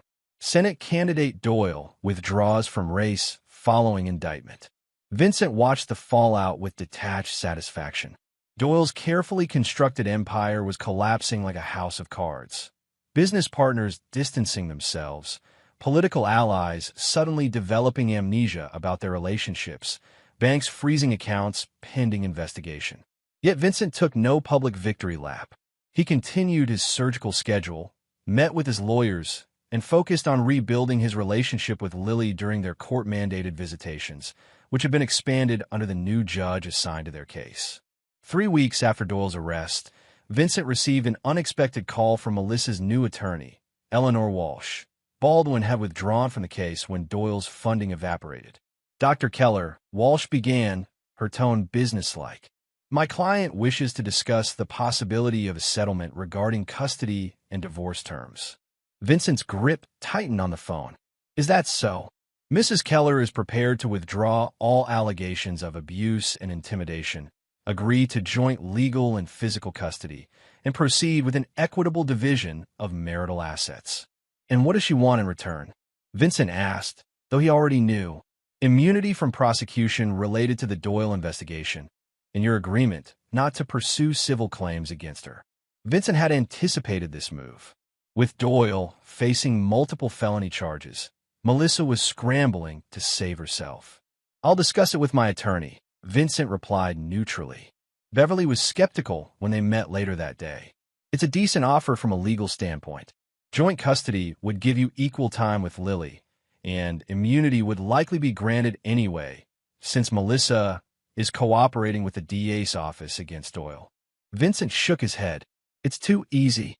After everything she did, using our daughter as a weapon, the false allegations, the character assassination, she expects to walk away unscathed.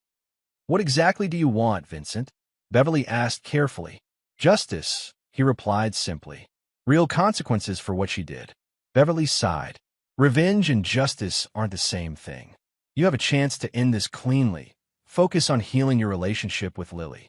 Vincent was silent, turning the heavy crystal paperweight on Beverly's desk. Finally, he spoke. Schedule a meeting. I want to hear what she has to say in person. The meeting was set for the following week at Beverly's office. Melissa arrived with Walsh, her appearance markedly different from her court persona. No more vulnerable victim costume. Her hair was pulled back severely, her pantsuit conveying businesslike determination. Thank you for agreeing to meet, Walsh began. As I mentioned on the phone, Mrs. Keller is prepared to make significant concessions to resolve this matter expeditiously. Beverly nodded. We understand your client's position has evolved. Perhaps she could explain the reason for this change directly. All eyes turned to Melissa, who squared her shoulders. I recognize that mistakes were made, she said, her voice carefully modulated.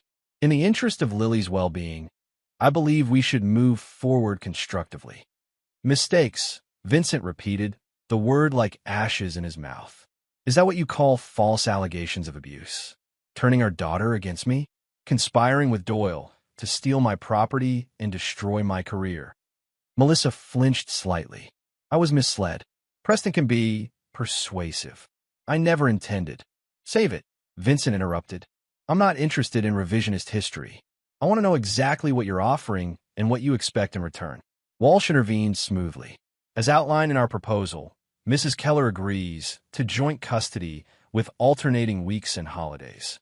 All allegations of abuse or intimidation will be formally withdrawn, with a statement acknowledging they were made under duress and external influence. And immunity, Vincent added. Melissa met his gaze for the first time. Yes, I provided valuable information to the district attorney about Preston's operations. In exchange, they've indicated willingness to grant immunity from prosecution, contingent on our agreement not to pursue civil claims, Beverly clarified. Walsh nodded. Correct. Vincent leaned back, studying Melissa, the woman he'd once loved, who had carried his child, who had systematically worked to destroy him. I have a counteroffer, he said finally. Joint legal custody, but primary physical custody remains with me. You get alternate weekends, one evening per week, and split holidays. You withdraw all allegations and issue a public apology. You relinquish any claim to my inheritance, including the lakefront property. Melissa's face tightened. That's completely one-sided. I'm Lily's mother, a mother who was willing to use her daughter as a pawn, Vincent replied coldly. A mother who taught her child to fear her father based on lies. I was protecting her. From what, Melissa? From a father who worked long hours to provide for his family, who never raised his voice, let alone his hand, who read her stories every night he was home, who built her science projects, who taught her to ride a bike. Tears welled in Melissa's eyes, genuine or calculated. Vincent couldn't tell anymore. You weren't there, she whispered. You didn't see how it affected her when you'd cancel plans, when you'd miss performances because of surgeries. I save lives, Vincent said simply. I never pretended my job wasn't demanding, but I always came home. I was always faithful. He let the implication hang in the air. Walsh cleared her throat. Perhaps we should take a break. Dr. Keller's proposal requires consideration. After Melissa and Walsh stepped out, Beverly turned to Vincent. That was harsh. It was honest, Vincent corrected. And my terms are non-negotiable. She won't agree, Beverly warned. Not to primary physical custody. Then we go to trial. With Lisa's testimony, the evidence from Doyle's files, and Melissa's documented affair, no judge will rule in her favor. Beverly studied him. Is this really what you want? To take Lily away from her mother? Vincent's expression hardened. Melissa made her choice when she decided our daughter was an acceptable casualty in her ambitions. I'm simply ensuring Lily is protected from future mistakes. When negotiations resumed, Walsh and Melissa countered with a proposal for 50-50 physical custody. Vincent refused. They offered increased child support in exchange for joint physical custody. Vincent refused again. This isn't about money, he stated flatly. This is about trust. Melissa destroyed that when she manipulated our daughter and fabricated abuse allegations. By the end of the meeting, they reached a tentative agreement. Vincent would have primary physical custody during the school year, with Melissa having extended time during summers and school breaks, plus alternate weekends during the school year. All allegations would be withdrawn with a public statement of retraction. The financial settlement was largely in Vincent's favor, with Melissa keeping only her personal property and a modest lump sum. I'll need to discuss this with my client privately, Walsh said. We'll respond by tomorrow. After they left, Beverly gave Vincent a measured look. You got almost everything you wanted. Was it worth it? Vincent watched through the window as Melissa got into her car, her shoulders slumped in defeat. Ask me when it's over, he replied. The following day, Walsh called to accept the terms with minor modifications. The agreement would be finalized within the week, pending court approval. That evening, Vincent sat in his empty house, a glass of bourbon in hand, surrounded by the quiet that had become his constant companion. His phone buzzed with a text from Anthony. Thought you should know. Doyle made bail. Released 2 hours ago. Vincent stared at the message, a cold unease settling in his stomach. Doyle wasn't the type to accept defeat gracefully. With his empire crumbling and his reputation in tatters, he had nothing left to lose. Another text followed. My guys are watching your place. Stay alert. Vincent dialed Anthony immediately. How did he make bail? I thought the amount was set in the millions. Property bond, Anthony replied. His lake house. Judge Harrison said it. Supposedly no connection to Doyle, but who knows these days? Where would he go? All his accounts are frozen. His associates are scattering. Anthony's voice was grim. If I were him, I'd be looking for whoever caused my downfall. Watch your back, document. After hanging up, Vincent checked the house security system Anthony's men had installed. Cameras, motion sensors, reinforced doors and windows. Then he retrieved the small safe from his closet, entering the combination and removing the Glock 19 inside. Purchased for home protection years ago, barely used except for occasional range practice. He checked the magazine, chambered a round, and set the gun on his nightstand before climbing into bed. Sleep eluded him. In the darkness, Vincent replayed the events of the past months, the cascade of betrayals and countermoves that had led to this moment. He had won, or was about to win, but victory felt hollow. His phone rang at 2:17 a.m. Unknown number. Hello. Vincent answered cautiously. Vincent. Melissa's voice was tight with panic. He's here. Preston. He showed up at my apartment, ranting about how we betrayed him. He's drunk, angry. Where's Lily? Vincent demanded, instantly alert. At my mother's, thank God. Vincent, I think he might. Her voice cut off with a muffled cry. A new voice came on the line. Dr. Keller, I believe we have unfinished business. Vincent's blood turned to ice at Doyle's slurred voice. What do you want, Preston?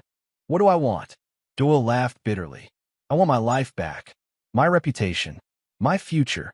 But since you've taken those from me, I'll settle for making you understand loss. If you hurt her, you'll what? Doyle taunted. Call the police? They're already looking for me. Run to your lawyer? Bit late for that. No, doctor. Tonight we settle accounts directly. Man to man. In the background, Vincent could hear Melissa pleading. Then the call ended abruptly. Vincent dialed 911 immediately, reporting the situation. Then he called Anthony. Preston's at Melissa's apartment. He's threatening her, possibly violent. I'll send my guys over now, Anthony promised. But they're at least 15 minutes out. Police? Already called. But Doyle's desperate, unstable. If he hurts her and the police show up, go, Anthony said simply. My men will meet you there. Vincent grabbed his gun and car keys, racing through the dark streets to Melissa's downtown apartment. As he drove, he called Walcott. Doyle's in my wife's apartment, threatening her. Police are en route, but I'm worried he'll do something drastic before they arrive. I'm calling him backup, Walcott promised. Vincent, don't engage him. He's cornered, dangerous. He's using Melissa to get to me, Vincent replied grimly. I can't let him hurt her because of our fight. This isn't your responsibility, Walcott insisted. She's my daughter's mother, Vincent said simply, and ended the call. Melissa's apartment building was dark when Vincent arrived, the street ominously quiet. He parked a block away and approached cautiously, gun concealed beneath his jacket. The lobby door was unlocked, not normal for this hour. Vincent took the stairs rather than the elevator, moving silently to the 4th floor. In the dimly lit hallway, Melissa's door stood slightly ajar. He paused, listening. No sounds from within. Vincent pushed the door open slowly, gun now drawn. The apartment was in disarray, furniture overturned, a lamp shattered on the floor. Blood droplets made a path toward the bedroom. Melissa, Vincent called softly. A muffled sound came from the bedroom. Vincent approached carefully, hyper-aware of each creaking floorboard. The bedroom door was closed. Vincent took a deep breath, steadying his hand on the gun, and pushed it open. Melissa sat on the edge of the bed, a cut on her forehead dripping blood, her wrists bound with zip ties. Behind her stood Preston Doyle, a revolver pressed to her temple. Right on time, Doctor, Doyle sneered. The heroic ex-husband, rushing to the rescue. Vincent kept his gun leveled at Doyle. It's over, Preston. Police are on their way. Of course they are, Doyle replied, oddly calm for a man on the edge. But we both know they won't arrive in time. Put the gun down, Vincent said evenly. You're already facing serious charges. Don't add murder to the list. Doyle laughed, a hollow, broken sound. Murder? No, Doctor. This isn't murder. This is justice. Eye for an eye. You destroyed my life, so I'll destroy what matters to you. Killing Melissa won't hurt me, Vincent said coldly. We're already divorced and all but paperwork. Doyle's smile was chilling. Perhaps, but will devastate your daughter, won't it? Little Lily, growing up knowing her mother died because of her father's vendetta. Vincent's aim never wavered, but his mind raced, calculating angles, risks, possibilities. Let her go, Preston. This is between you and me. Oh, I don't think so, Doyle replied. You see, Melissa made her choice when she cooperated with the DA. Betrayed me after everything I did for her. He's insane, Melissa whispered, tears streaming down her face. Vincent, please. Quiet, Doyle snapped, pressing the gun harder against her head. You don't get to beg now. Vincent could hear sirens in the distance, still too far away. He needed to buy time. You won't escape, Preston. The building is surrounded. My sources knew you made bail. They've been watching you. A flicker of uncertainty crossed Doyle's face. You're bluffing. Am I?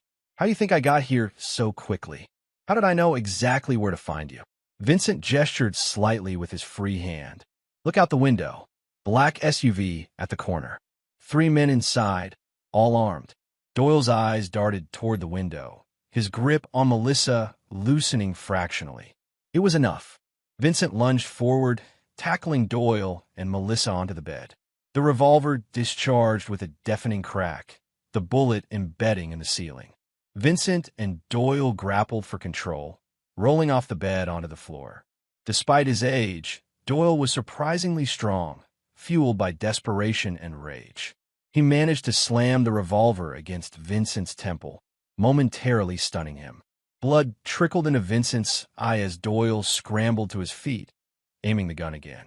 But before he could fire, Melissa, who had freed herself from the loosened zip ties, swung a heavy crystal lamp, striking Doyle in the back of the head. Doyle staggered, turning toward her with murderous fury. Vincent seized the moment, diving for his own dropped weapon and firing twice in rapid succession. The bullet struck Doyle in the chest. He looked down at the spreading crimson stain, an expression of disbelief on his face, before collapsing to the floor.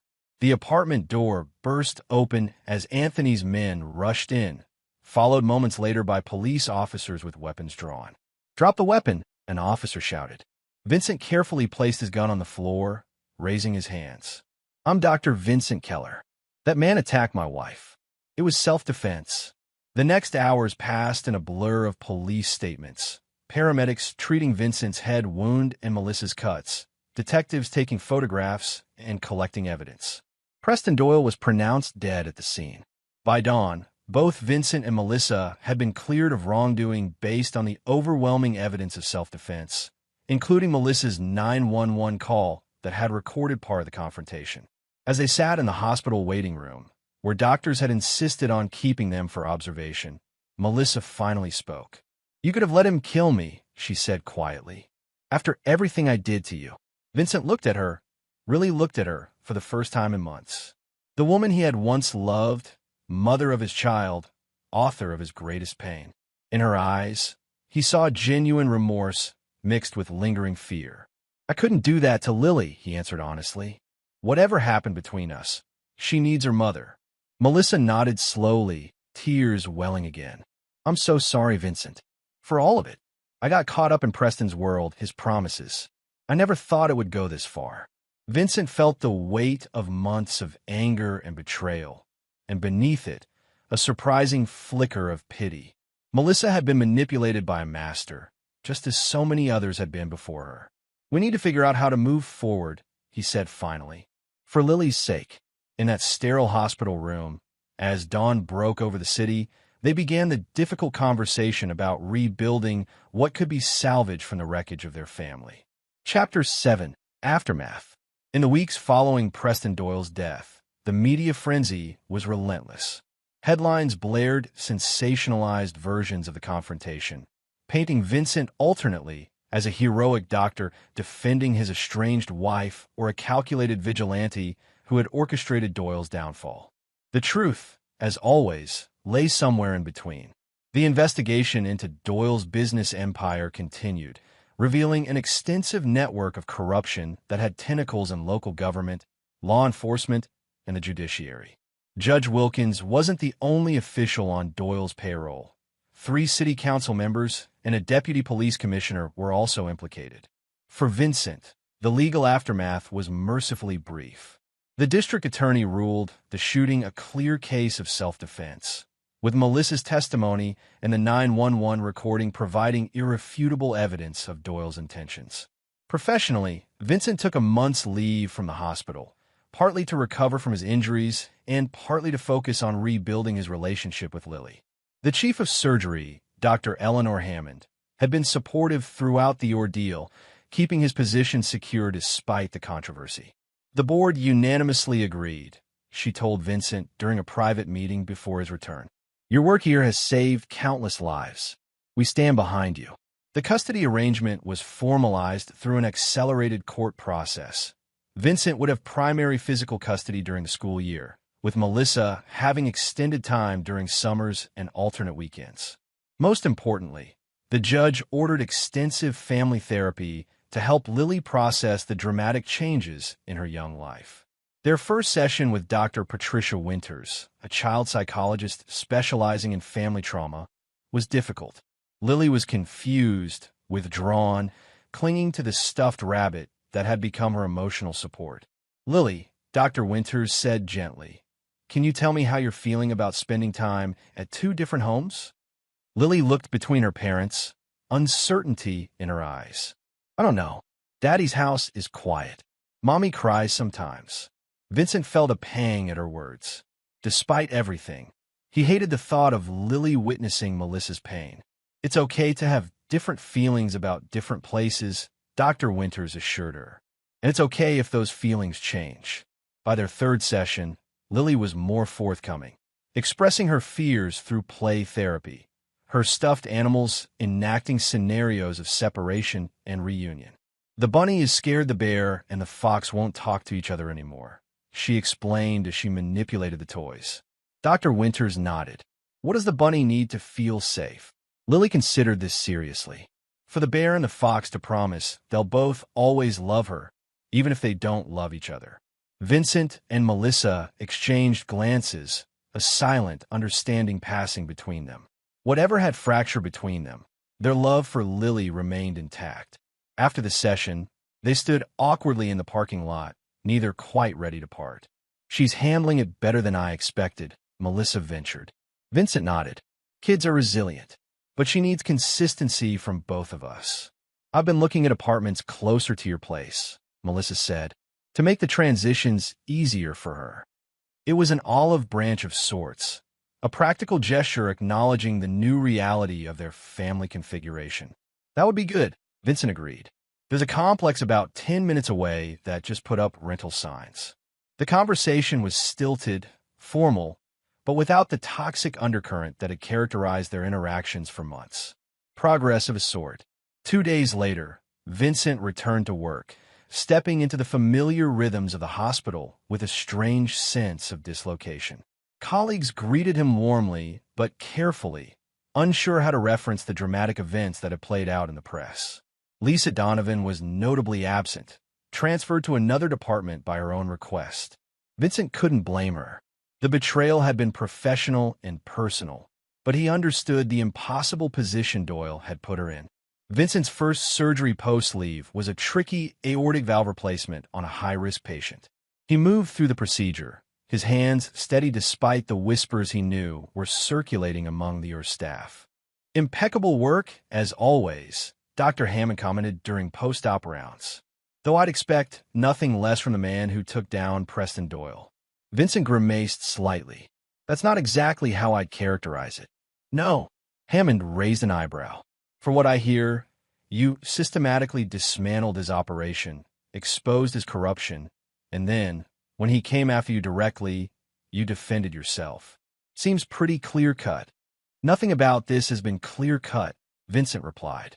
And I take no satisfaction in a man's death, regardless of what he did. Hammond studied him thoughtfully. That's why you're one of the best surgeons I know, Vincent.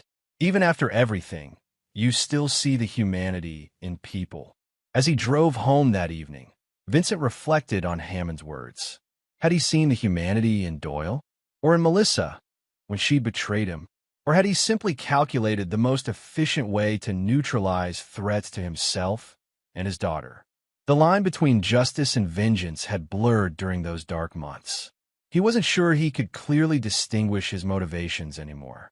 At home, Vincent prepared for Lily's weekend visit, stocking her favorite foods, setting up the new telescope they'd been planning to use before everything imploded. The house felt different somehow, no longer the mausoleum of a failed marriage, but something new, a space being redefined. The doorbell rang precisely at 6 p.m. Melissa was nothing if not punctual. Vincent opened the door to find Lily bouncing excitedly on the porch, a backpack shaped like a dinosaur slung over her shoulder. "Daddy," she exclaimed, launching herself into his arms. "Mommy said we can look at stars with the telescope. Can we see Jupiter?" Ms. Patterson said Jupiter has 79 moons. Vincent caught Melissa's eye over Lily's head. Did she now? Well, we'll certainly try to spot a few of those moons, won't we? Melissa smiled faintly. She's been counting down the days. Apparently, astronomy trumps her princess phase. All set for Sunday evening pickup, Vincent confirmed. Melissa nodded. 7 p.m. I've enrolled in that parenting class Dr. Winters recommended. It starts Monday. Another small gesture of reconciliation. Not with him, but with the idea of co-parenting constructively. That's great, Vincent said sincerely. Lily, say goodbye to Mom for now. We've got a universe to explore. The weekend passed in a blur of stargazing, pancake making, and binge-watching nature documentaries. moments of normal fatherhood that Vincent had feared might be lost forever. Lily's nightmares, which had plagued her during the worst of the custody battle, seemed to have subsided. She slept soundly in her bedroom, surrounded by the solar system mobile they'd assembled together.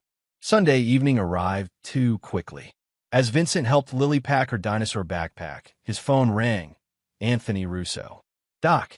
Anthony's voice was grave. "We need to talk. It's about Doyle's associates." Vincent stepped into the hallway, lowering his voice. "What about them?" "They're regrouping. Doyle had a partner nobody knew about, someone who stayed completely in the shadows. Guy named Calvin Mercer. Real estate attorney, very connected. Word is, he's picking up where Doyle left off." Vincent felt a chill. "Is he a threat?" "Not immediately," Anthony assured him. "He's smart enough to keep his distance from you and your family. But the operations Doyle was running, the bribes, the property schemes, the intimidation tactics, they're continuing under new management." "I see," Vincent said carefully, aware of Lily humming to herself in the bedroom. "And what does this have to do with me?" "Nothing directly. Just thought you should know." "And?" Anthony hesitated. "The lakefront property you inherited." Mercer's still interested. "Made inquiries through back channels." "It's not for sale," Vincent stated flatly.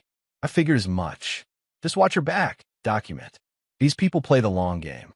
After hanging up, Vincent stood motionless in the hallway, processing this new information.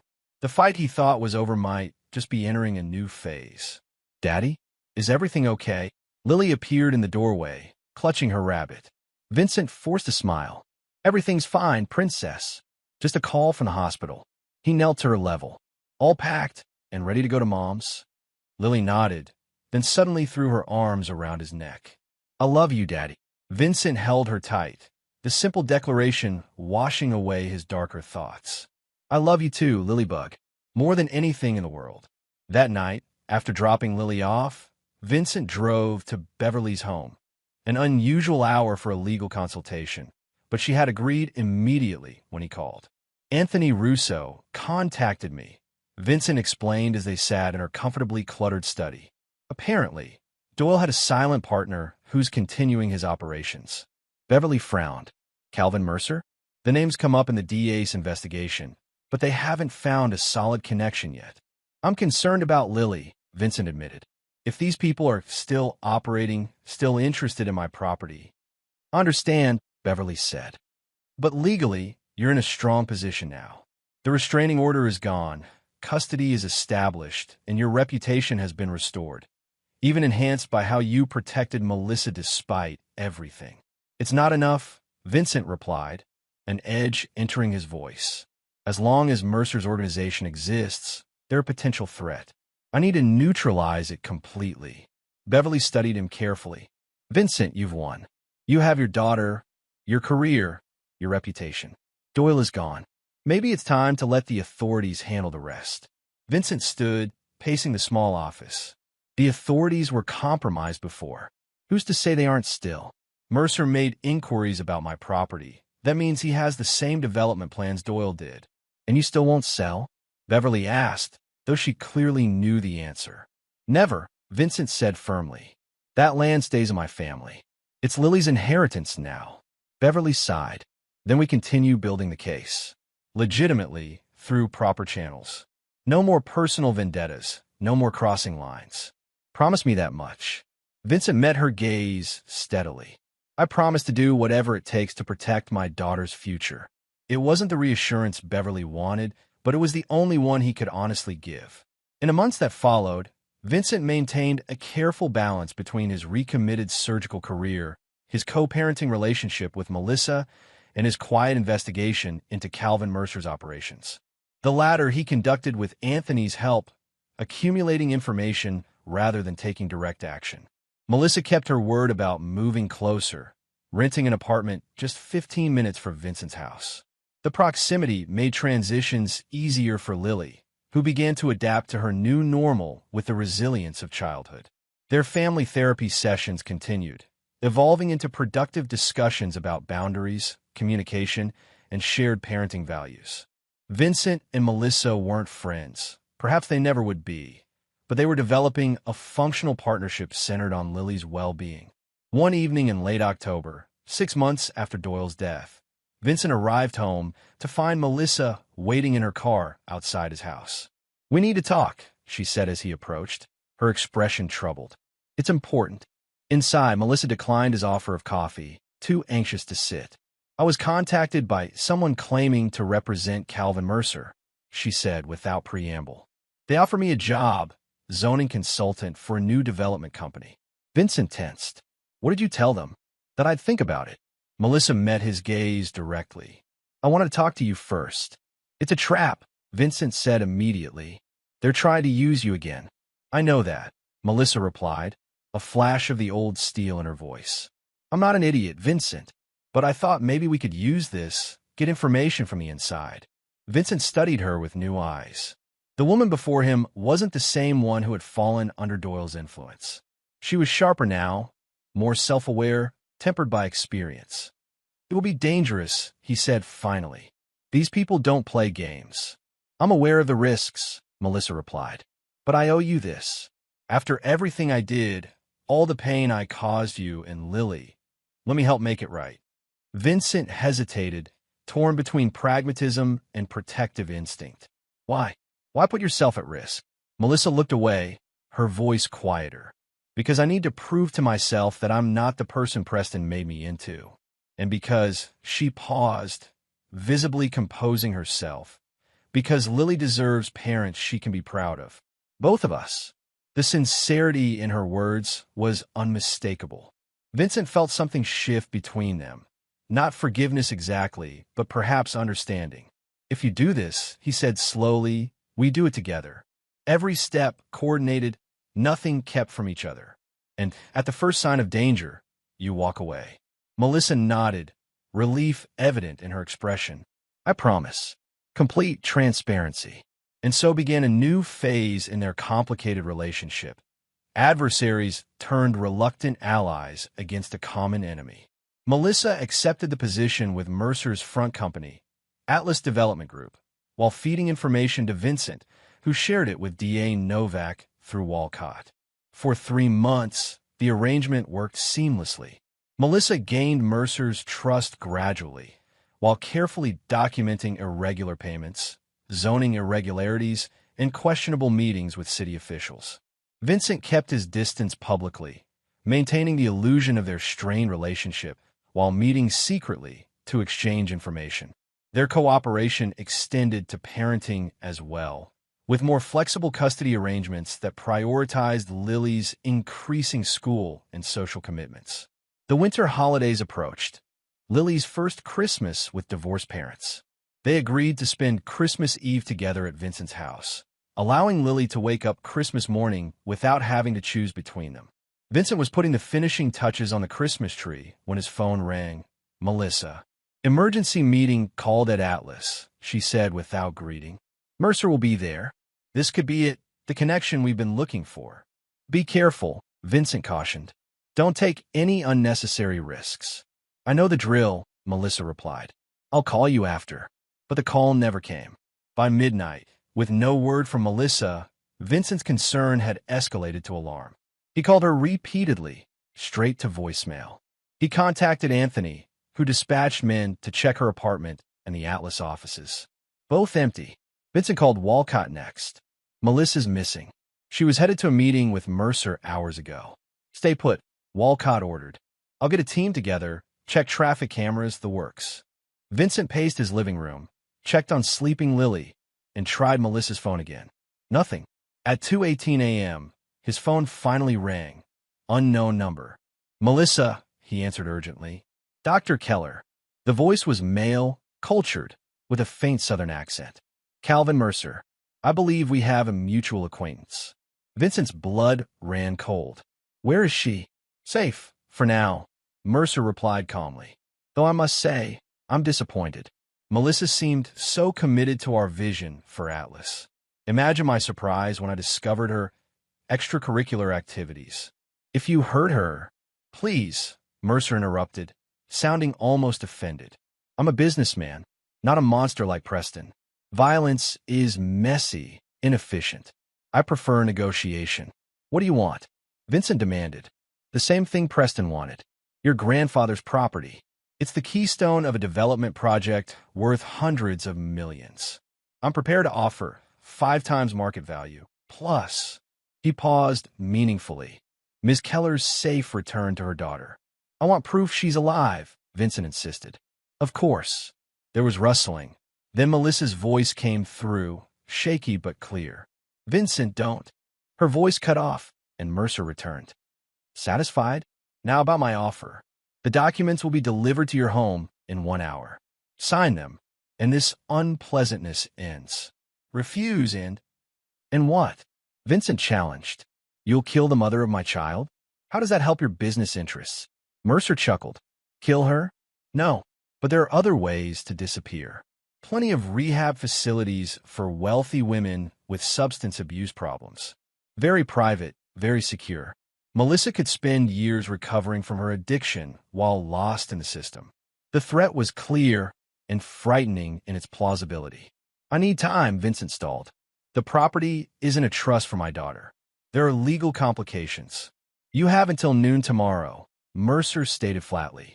The documents will include all necessary provisions to transfer clean title. Don't involve the police. Don't try to locate us. I'll know. The call ended abruptly.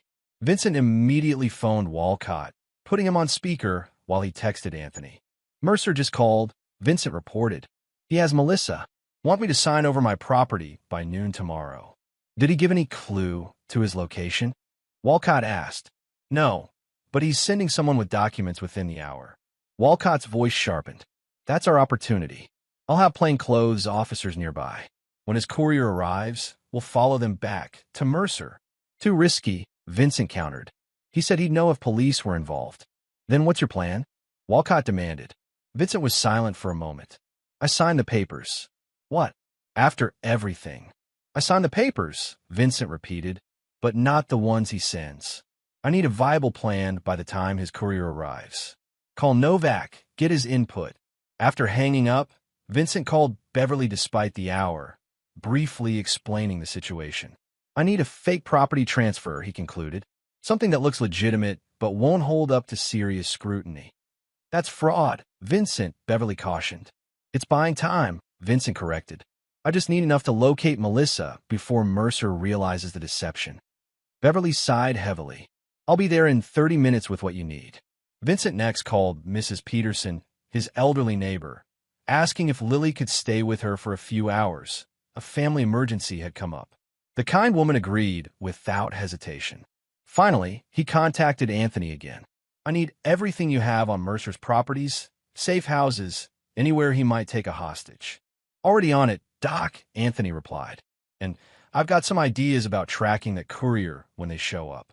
By the time headlights swept across Vincent's front window at 3:22 a.m., a plan was in motion.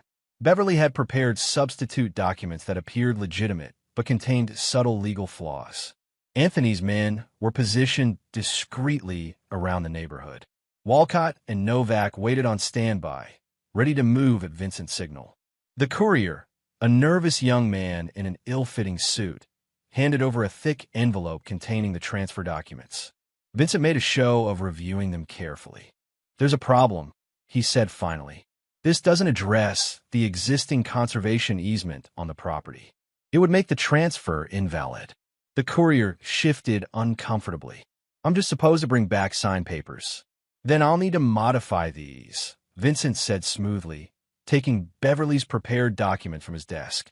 The substance is the same, but the legal framework is correct. The young man clearly didn't understand the difference, but was too intimidated to object. He watched anxiously as Vincent signed the substituted papers with a flourish. There, tell Mr. Mercer the property is his. Vincent handed over the envelope. Now, where's Melissa? I don't know anything about that. The courier stammered. I just deliver papers.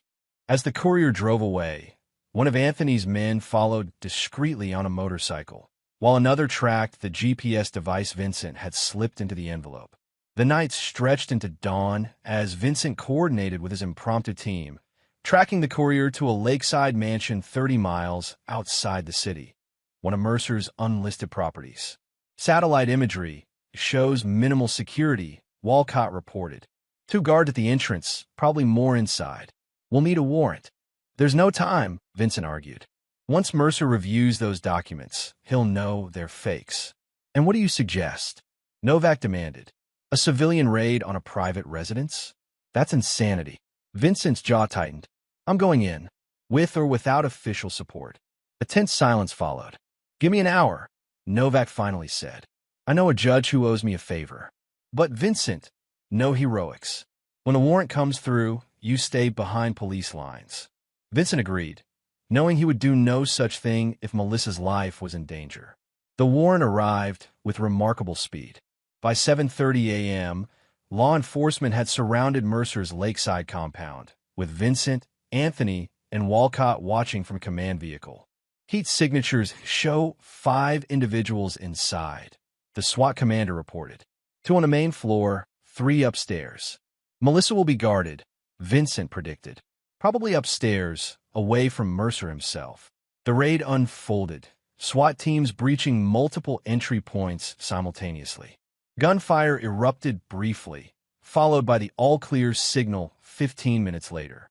Vincent rushed inside despite Walcott's protests, finding Melissa in an upstairs bedroom, shaken but largely unharmed save for bruised wrists from restraints. Vincent, she breathed, relief washing over her face. They know the papers are fake. Mercer was on the phone ordering. She stopped, her eyes widening at something behind him. Vincent turned to find Calvin Mercer himself, blood seeping from shoulder wound, a small revolver aimed unsteadily at Vincent's chest. You, Mercer snarled, his cultured veneer stripped away by pain and rage. You think you're so clever. Just like Preston said. Vincent raised his hands slowly. It's over, Mercer. The police have the building surrounded. Not quite over, Mercer replied, his finger tightening on the trigger. I may be going down, but I'll have the satisfaction of... A single shot rang out. Mercer's eyes widened in surprise as he crumpled to the floor, revealing Walcott in the doorway, his service weapon still raised. I thought I told you to stay outside, the detective said mildly, holstering his gun. The aftermath was a blur of paramedics, police statements, and media vans gathering outside the compound. Mercer survived his wounds, but faced a litany of charges that would ensure he spent the rest of his life in prison. By Christmas Eve, less than 48 hours after the raid, Vincent and Melissa sat together in his living room, watching Lily hang the last ornaments on the tree. The ordeal had forged something new between them. Not the love they had once shared, but a hard-won respect and the beginnings of genuine trust. I keep thinking about what Mercer said at the end. Melissa said, quietly, about Preston talking about you. Vincent nodded. They underestimated both of us. Melissa looked at him thoughtfully. You know, for all his manipulation, Preston was right about one thing. You are ruthless when protecting what you love. Is that a criticism or a compliment? Vincent asked. Neither. Just an observation. Melissa's gaze shifted to Lily, happily arranging presents under the tree. I'm glad she has you as a father. Vincent considered this. And I'm glad she has you as a mother. The real you, not the person Doyle tried to shape. It wasn't forgiveness exactly. Some betrayals cut too deep for that. But it was acknowledgement, recognition of the complicated truth that people could be both deeply flawed and genuinely changed. As they watched their daughter together, Vincent felt the cold knot of vengeance that had driven him for so long finally begin to loosen. In its place was something quieter but more durable, a determination to build something good from the wreckage of what had been destroyed. The war was over. Now came a harder part. Peace. Chapter 8. Reconstruction. Spring arrived with a gentleness that seemed at odds with the turmoil of the previous year. The media frenzy around the Doyle conspiracy, as newspapers had dubbed it, gradually subsided as other scandals claimed public attention. Calvin Mercer's trial was scheduled for September, with both Vincent and Melissa slated as key witnesses. On a warm Saturday in April, Vincent stood on the shore of the lake at his grandfather's property, watching Lily skip stones across the glassy surface. The land remained undeveloped. 5 acres of pristine forest and lakefront that had nearly cost them everything. Daddy, look, 5 skips, Lily called out, her face alight with accomplishment. "That's amazing, Princess." Vincent applauded. "Your arm's getting stronger." Melissa emerged from the small cabin, carrying a tray with lemonade and sandwiches.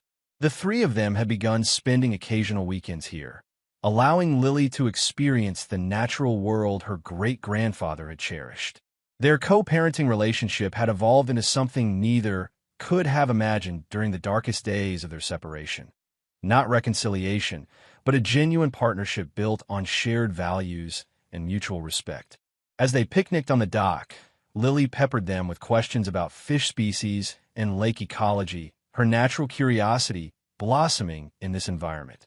"Can we build a bigger cabin?" she asked suddenly, "with a laboratory for experiments and a giant telescope?" Vincent and Melissa exchanged amused glances. "Maybe someday," Vincent hedged. "For now, the small cabin works pretty well for weekends, don't you think?" Lily considered this seriously. "I guess. But when I grow up, I'm going to be a scientist who studies lakes and stars, so I'll need both." Hard to argue with that logic. Melissa smiled, ruffling Lily's hair. Later, as Lily napped in the cabin, Vincent and Melissa sat on the dock, feet dangling in the cool water. "I've been offered a job," Melissa said after a comfortable silence. "Environmental compliance specialist with the State Conservation Department." Vincent raised an eyebrow. "That's quite a change from real estate." "I learned a lot during the Atlas investigation," she admitted. "About property development, environmental regulations, all of it. Apparently, my unique perspective on how developers try to circumvent laws makes me valuable." "Are you going to take it?" Melissa nodded. "I start next month.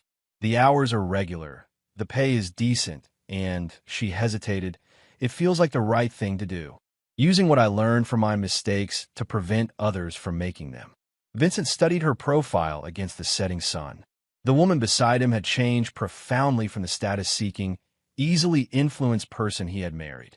Hardship had revealed a core of strength he hadn't known was there.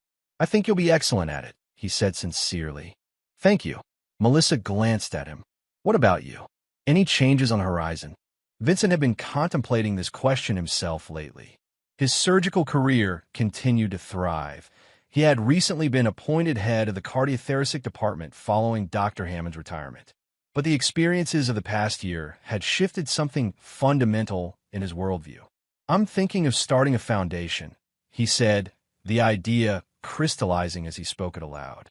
"Using part of the land here for a research center focused on environmental medicine, studying how ecosystems impact human health." "That sounds perfect for you," Melissa observed. "Combining your medical expertise with your connection to this place." Vincent nodded.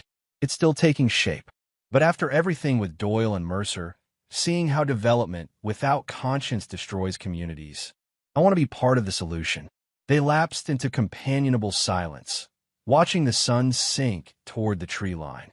Their shared history, both the years of marriage and the more recent trauma, created a complex bond that defied simple categorization. "We should head back soon," Melissa said eventually. "Lily has that birthday party tomorrow." The drive back to the city was quiet, Lily dozing in her booster seat, exhausted from a day of exploration. At Vincent's house, where Melissa would pick up Lily the following afternoon, they moved through the familiar handoff routine with practiced ease. "Dr. Winters thinks Lily might be ready to reduce therapy to twice a month," Melissa mentioned as they transferred Lily's weekend bag.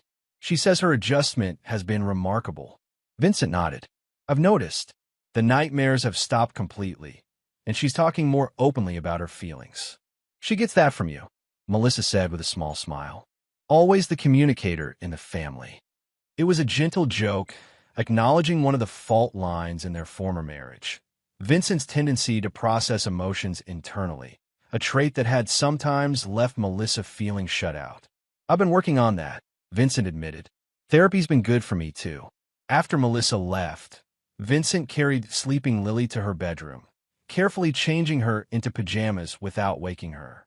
As he tucked the covers around her, he marveled at her resilience. How children could absorb shocking change and still grow, still find joy. The following week brought Calvin Mercer back into their lives, albeit indirectly.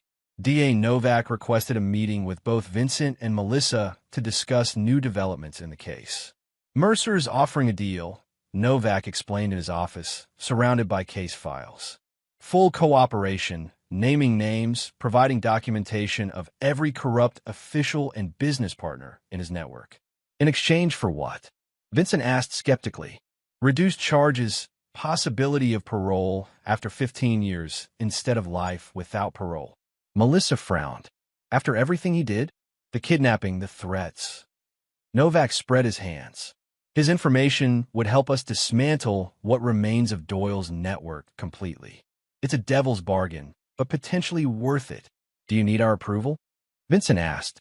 Not officially, but given your roles as key witnesses and victims, I wanted your input before proceeding. Vincent and Melissa exchanged glances, a silent communication passing between them. If his information is verified, if it truly helps end this corruption permanently, then I can accept the deal, Vincent said finally. Melissa nodded agreement. We just want this chapter closed. For Lily's sake, for our own. Novak seemed relieved. I was hoping you'd see it that way. There's one more thing. Mercer specifically requested a meeting with you, Vincent. Just once, before finalizing the deal. Vincent tensed. Why? He wouldn't say. It's not a condition of the agreement, just a request. You're free to refuse. Vincent considered the proposal. Part of him wanted nothing more to do with Mercer or anything connected to Doyle. But another part, the surgeon accustomed to looking unflinchingly at difficult truths, was curious. I'll meet him, Vincent decided, but only if it's recorded and only in a secure facility. The meeting was arranged for the following week at the Federal Detention Center where Mercer was being held pending trial. Vincent arrived early, subjected himself to security screening, and was escorted to a small conference room with reinforced windows and cameras in every corner. Calvin Mercer, when he entered in handcuffs and prison orange, looked diminished from the powerful figure who had orchestrated Melissa's kidnapping. His silver hair had lost its luster, his posture slightly stooped. Only his eyes retained their calculating sharpness. Dr. Keller, he greeted as a guard removed his handcuffs. Thank you for coming. Vincent nodded curtly. You wanted to see me? I'm here. Mercer settled into the chair across the table. I wanted to meet the man who managed what no one else could, bringing down Preston Doyle's empire. Impressive work, especially for an outsider. I didn't do it alone, Vincent replied, refusing to engage with the flattery. No, you assembled quite the coalition. The detective, the DA, your ex-wife, even Anthony Russo. That was an inspired choice. Mercer's mouth quirked in what might have been admiration. Preston underestimated you from the beginning. I warned him, but he was too arrogant to listen. Vincent leaned forward slightly. Is that why you wanted this meeting? To compliment my strategy? Mercer chuckled softly. Partly, but also to understand. You had opportunities to walk away, to cut your losses. The property, your marriage, even your daughter. You could have compromised, reached an arrangement. Instead, you chose total war. They used my daughter as a weapon, Vincent said, his voice low and controlled. Crossed a line that could never be uncrossed. Yes, that was Preston's mistake, Mercer agreed. He thought your daughter was your vulnerability. He didn't realize she was your strength. Vincent studied the man across from him, a predator recognizing another predator. Why are you really talking to me, Mercer? The older man's expression turned contemplative. Professional curiosity, perhaps. In my 40 years in business, I've encountered every type of man. The corruptible, the principled, the pragmatic, the idealistic. But you're something different. A man of both unflinching principles and ruthless execution. I'm a surgeon, Vincent said simply. We make life and death decisions daily, then carry them out with absolute precision. Indeed, Mercer nodded. There's something else you should know. Something not in any of the case files or testimonies. Vincent waited, guard up. Preston had a contingency plan, Mercer continued. If anything happened to him, certain information was to be released about you, your time in Phoenix, other indiscretions he'd uncovered. Vincent's pulse quickened. Why wasn't it activated after his death? Because I countermanded it, Mercer said, surprising Vincent. Not out of any loyalty to Preston, We were partners, not friends. But because I recognized something in you worth preserving. What could that possibly be? Vincent asked skeptically. Mercer leaned back, his gaze distant. I'm an old man, Dr. Keller. I've spent my life building wealth and power through means I won't apologize for. But I've come to appreciate certain qualities: determination, intelligence, unwavering purpose. You eliminated Preston not out of greed or ambition, but to protect what was yours. I respect that clarity. Vincent wasn't sure how to respond to this unexpected admission. The information is contained in a safe deposit box. Mercer continued. Bank of Continental Trust, Downtown Branch. Box 4237. The key and access documentation will be delivered to your office tomorrow. Why would you do this? Vincent asked, genuinely perplexed. Mercer smiled thinly. Consider it professional courtesy. One predator acknowledging another. He paused, and perhaps a recognition that the world still needs men like you. Men willing to go to any length to protect what matters. The guard signaled that their time was ending. Mercer stood, extending his hand across the table. After a moment's hesitation, Vincent shook it briefly. One piece of advice, Dr. Keller, Mercer said as the guard reapplied his handcuffs. That relentlessness that served you so well against Preston, don't let it consume the peace you've fought to build. Vincent left the detention center deeply unsettled by the encounter. Mercer had recognized something in him that Vincent himself was still coming to terms with, the capacity for calculated ruthlessness that had emerged during the conflict with Doyle. True to Mercer's word, a courier delivered an envelope to Vincent's office the following day containing a safe deposit box key and authorization paperwork. That afternoon, Vincent visited Continental Trust, was escorted to the vault, and left alone with box 4237. Inside was a single flash drive and a handwritten note in what Vincent recognized as Doyle's flowing script. For use if Dr. Keller becomes problematic. Contents include Phoenix medical records, financial irregularities from Keller's residency, and surveillance of his meeting with Anthony Russo, PD. Vincent pocketed the flash drive and note, returning the empty box to its slot in the vault wall. Later, alone in his study, he inserted the drive into his computer and reviewed its contents, evidence that could have destroyed his career and reputation if released. After confirming everything was there, Vincent placed the drive on his desk and stared at it for a long moment. Then he picked up a heavy paperweight and crushed the drive with a single, decisive blow. The physical destruction felt symbolic, the final severing of Doyle's influence on his life. Whatever leverage the man had hoped to maintain from beyond the grave was now neutralized. That night, Vincent called Melissa. I met with Mercer today, he told her. It was illuminating. In what way? She asked cautiously. Vincent described the meeting, including Mercer's strange respect and the safe deposit box, though he omitted specifics about the flash drive's contents. He seemed to see us as similar in some way, Vincent concluded. It was unsettling. Melissa was quiet for a moment. Are you worried he might be right? That you crossed too many lines fighting them? It was the question Vincent had been asking himself since leaving the detention center. Sometimes, he admitted, the person I became during those months. I didn't always recognize him. I understand that feeling, Melissa said softly. But Vincent, there's a fundamental difference. They use people as means to an end. You fought to protect people you love. Her words provided some comfort, though doubts lingered. The capacity for coldness he had discovered in himself during the conflict with Doyle and Mercer wasn't something that simply disappeared once the immediate threat passed. 2 weeks later, Mercer's plea deal was finalized. His testimony led to indictments against 12 local officials, 3 judges, and nearly 24 business associates. The corrupt network that had allowed Doyle to operate with impunity for decades was being systematically dismantled. Life settled into new patterns as summer approached. Vincent's foundation plans progressed, with architectural drawings for the research center on his grandfather's property and initial funding secured through his contacts in the medical community. Melissa excelled in her new role with the conservation department, finding purpose in protecting the environmental resources Doyle and Mercer had viewed merely as commodities to exploit. Most importantly, Lily thrived. Her academic performance remained stellar. Her nightmares had ceased entirely, and she moved between her parents' homes with increasing comfort.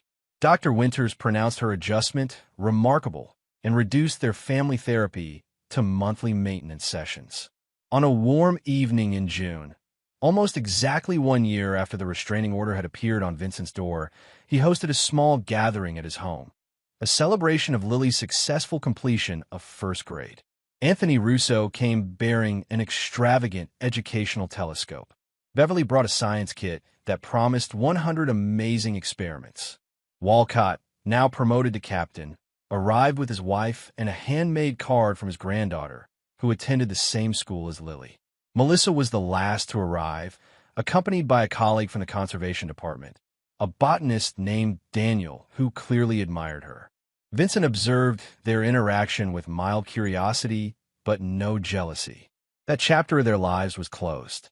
As the adults chatted on the patio, while Lily showed her friends a room, Melissa approached Vincent with 2 glasses of wine.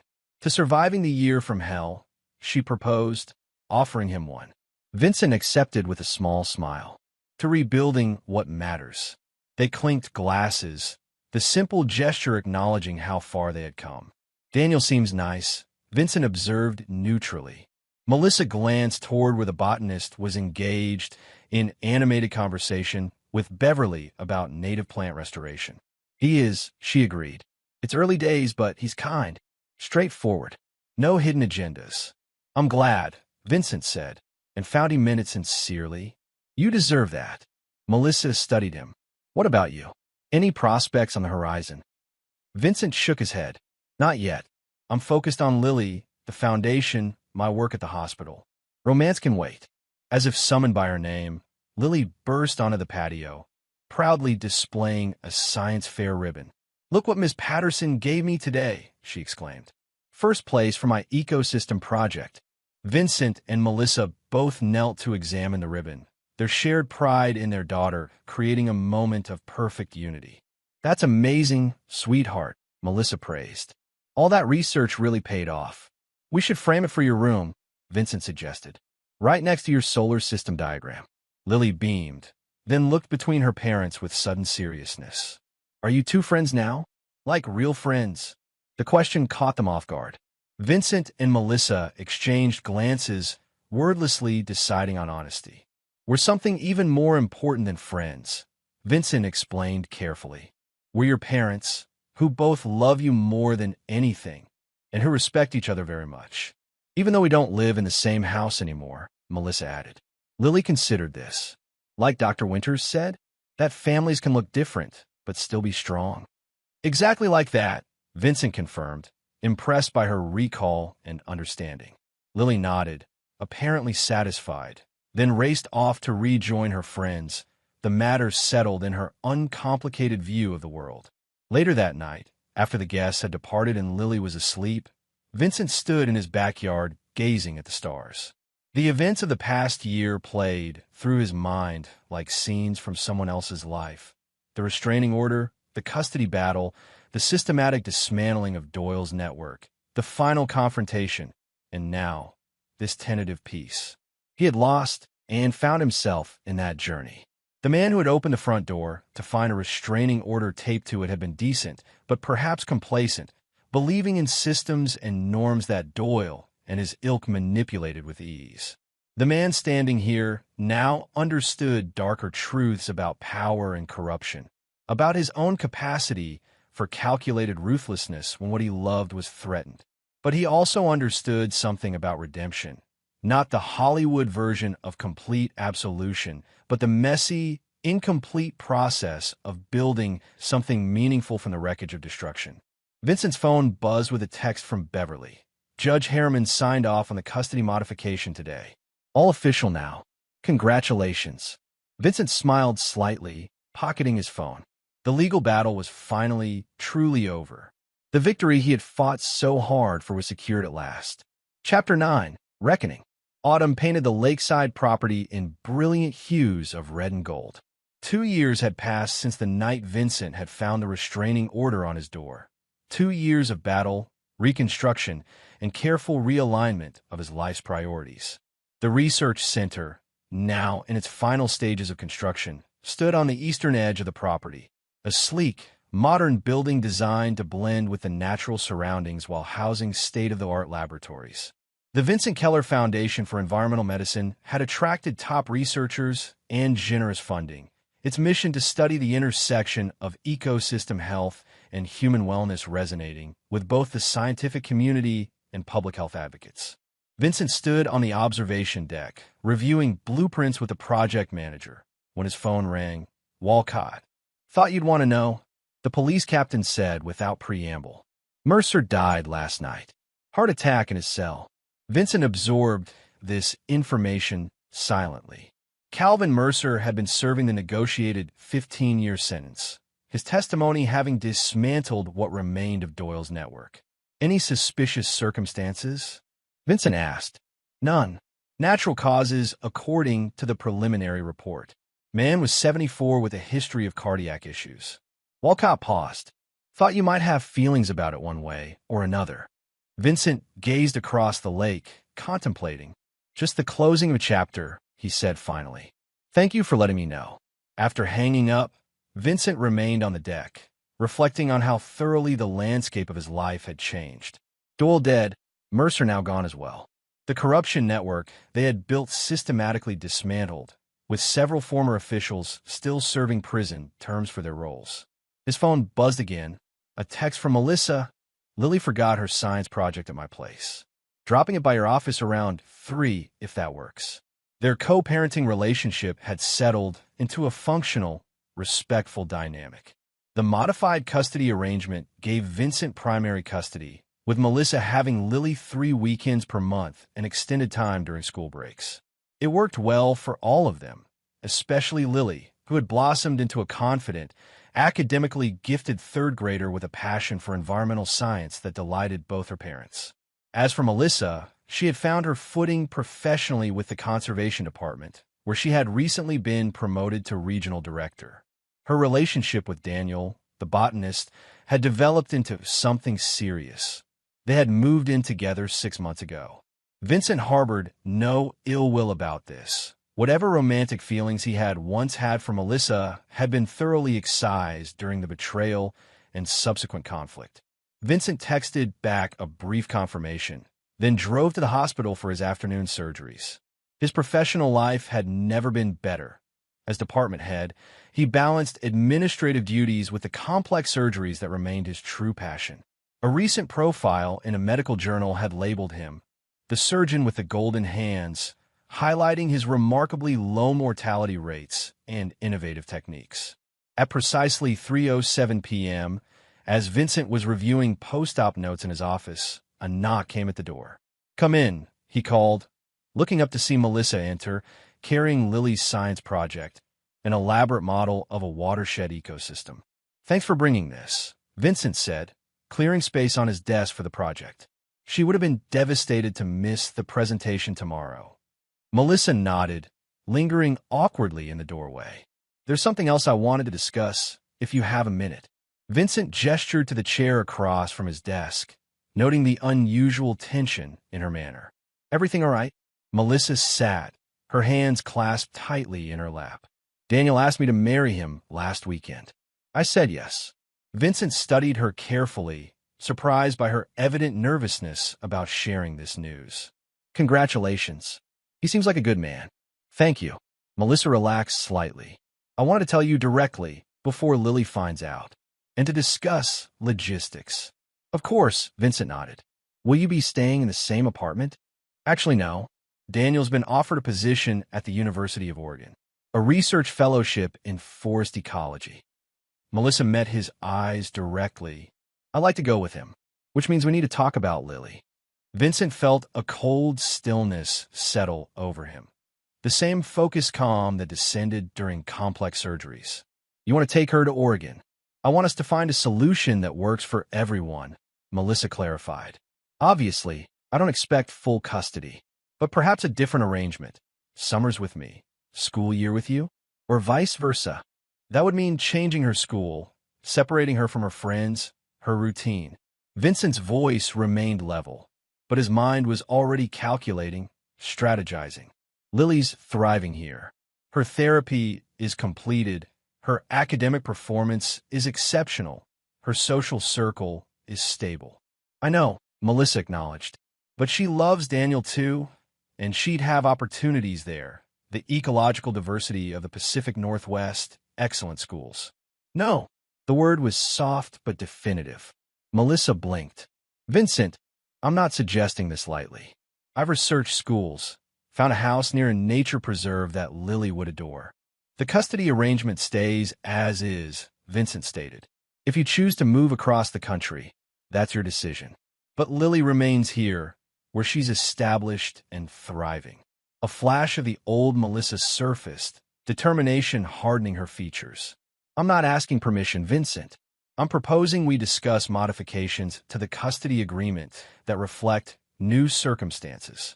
New circumstances that you're choosing to create, Vincent pointed out. Oregon is your choice, not a necessity. The job Daniel currently has is perfectly adequate. This is a career-defining opportunity for him, Melissa countered. And Lily is a life-defining priority for me, Vincent replied evenly. I won't uproot her for someone else's career advancement, especially not when that someone isn't even her parent. Melissa's expression tightened. I hope we could discuss this reasonably, as we've managed to do with other co-parenting decisions. Daniel and I don't have to leave for 3 months. There's time to work out an arrangement that considers everyone's needs. Everyone except Lily's, Vincent said coldly. Her need for stability, for consistent education, for the support system she's built here. For both parents within reasonable proximity. Children adapt, Melissa argued. And modern technology makes distance less significant. Video calls, regular visits. I said no. Vincent interrupted, his tone final. I won't agree to any modification that moves Lily across the country. If you want to pursue this legally, that's your prerogative. But I should warn you, between your history of false allegations and the documented evidence of how well Lily is doing in the current arrangement, no family court judge will rule in your favor.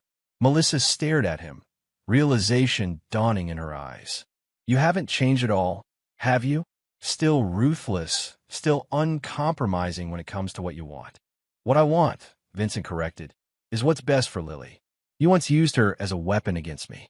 I haven't forgotten that, even if I've moved past it for her sake. That's not fair, Melissa protested. I've done everything possible to rebuild trust, to be a good co-parent. And now you're willing to disrupt her life completely for a man you've known less than 2 years. Vincent shook his head. Some patterns don't change, Melissa. Her face flushed with anger. This isn't about punishing me for past mistakes, Vincent. This is about Lily's future, which includes me and eventually Daniel as her stepfather. I'm not punishing you, Vincent replied calmly. I'm protecting my daughter from more upheaval. The custody arrangement stays as is. If you choose Oregon over proximity to Lily, that's your decision to make and explain to her. Melissa stood abruptly. This conversation isn't over. I'll have my lawyer contact Beverly. Vincent merely nodded. As you wish. After she left, Vincent sat motionless behind his desk, the cold calculation that had served him during the conflict with Doyle and Mercer settling back into place.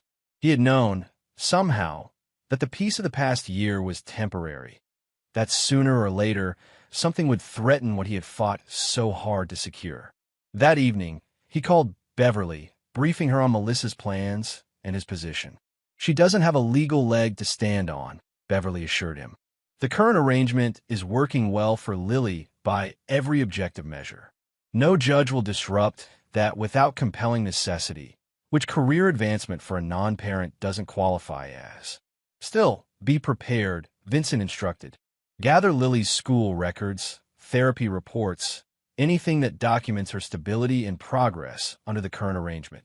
Already on it, Beverly replied. Though I hope Melissa reconsiders before this reaches the courtroom. Another legal battle won't be good for any of you, especially Lily. Vincent agreed abstractly, but his resolve remained unshaken. He would not surrender what mattered most. Not again, not ever. The following week brought a formal letter from Melissa's attorney proposing mediation to discuss custody modifications. Vincent instructed Beverly to respond with a firm refusal. The current arrangement stood non-negotiable. Melissa attempted to discuss the matter again during a parent-teacher conference, suggesting that perhaps Vincent might reconsider if he visited Oregon, saw the opportunities there for Lily. "My answer hasn't changed," Vincent stated quietly as they walked to the parking lot afterward. "And won't."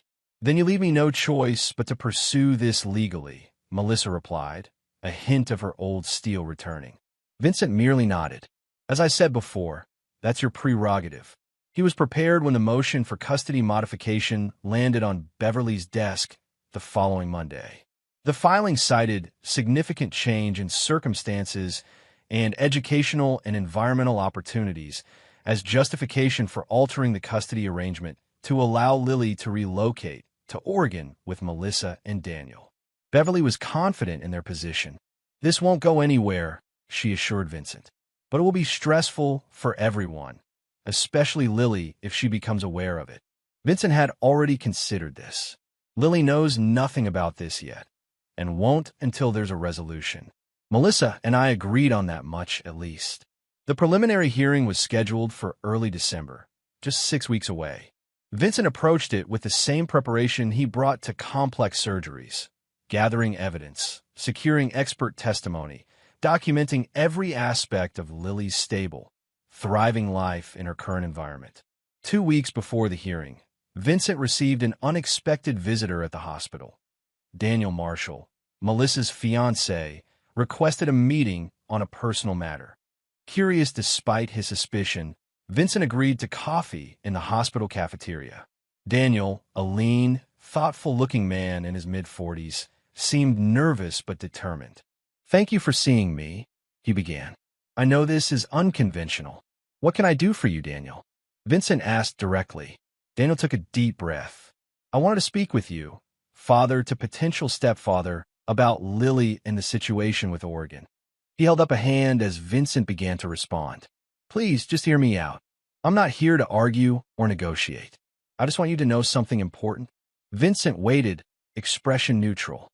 "I've withdrawn from consideration for the Oregon position," Daniel said simply. "I've accepted an alternative offer from the university here, slightly less prestigious, but equally meaningful work." Vincent's surprise must have shown despite his effort to conceal it. "Melissa doesn't know yet," Daniel continued. "I wanted to tell you first, to assure you that there won't be any further legal proceedings. No custody battle." "Why?" Vincent asked bluntly. Daniel considered the question carefully. "Because I love Melissa, and by extension, I care deeply about Lily's well-being. When I proposed, I didn't fully understand the complexity of your family situation, the importance of stability for Lily. After seeing the impact this potential move was having on Melissa, on your co-parenting relationship," he shrugged slightly. "Some opportunities aren't worth the cost." Vincent studied the man across from him. Honest, forthright, seemingly genuine in his concern. "I appreciate you telling me this," Vincent said finally, "and your consideration for Lily's needs." Daniel nodded. "I hope we can find a way forward that works for everyone. Lily is an amazing child, bright, curious, compassionate. That speaks volumes about both you and Melissa as parents." After Daniel left, Vincent remained in the cafeteria, contemplating this unexpected development. He had been prepared for battle, had marshaled his resources, and hardened his resolve.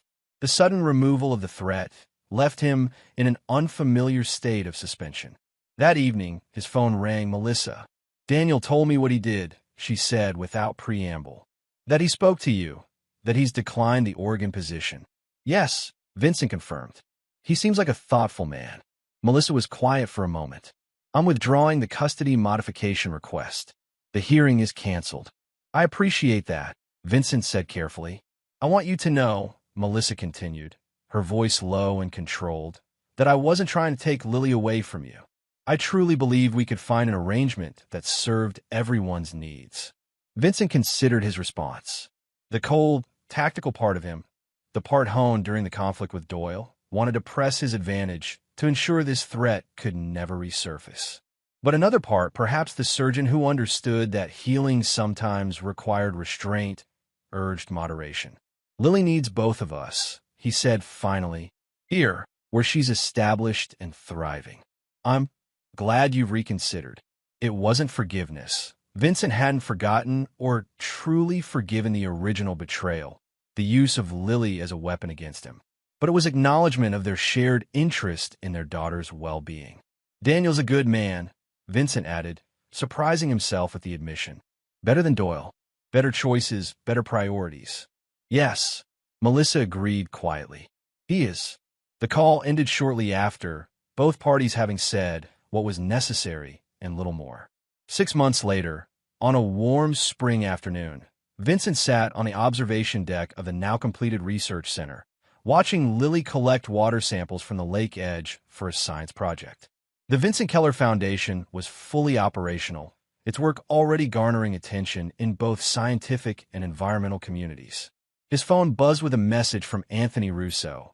Final Doyle associate sentence today. 15 years, no parole. Network officially dismantled.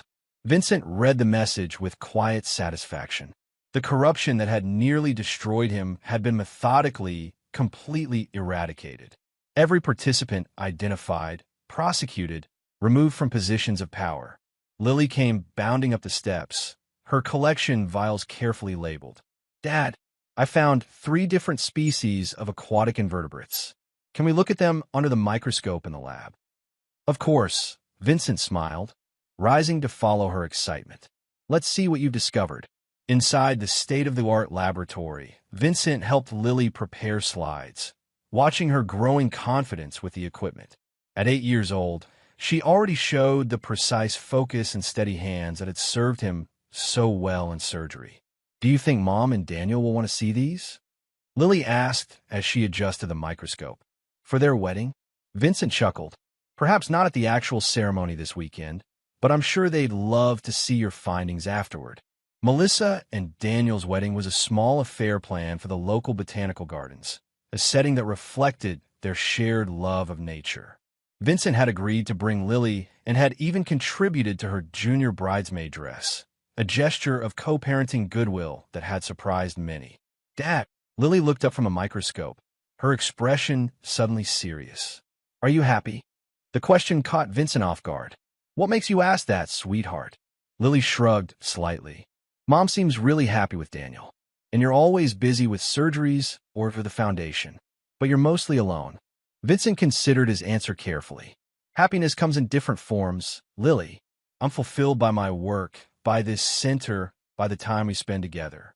That's my version of happiness. Lily seemed to accept this, returning to her examination of the microscopic organisms. But her question lingered in Vincent's mind throughout the evening and into the following days. Was he happy? The question was almost irrelevant. He had achieved his objectives. Lily was safe and thriving under his primary care. His career had reached new heights. The foundation was realizing his vision for combining environmental and medical research, and those who had threatened what he valued had been systematically neutralized. Happiness wasn't what had driven him through the darkest periods of the conflict with Doyle and Mercer. Purpose had. Determination.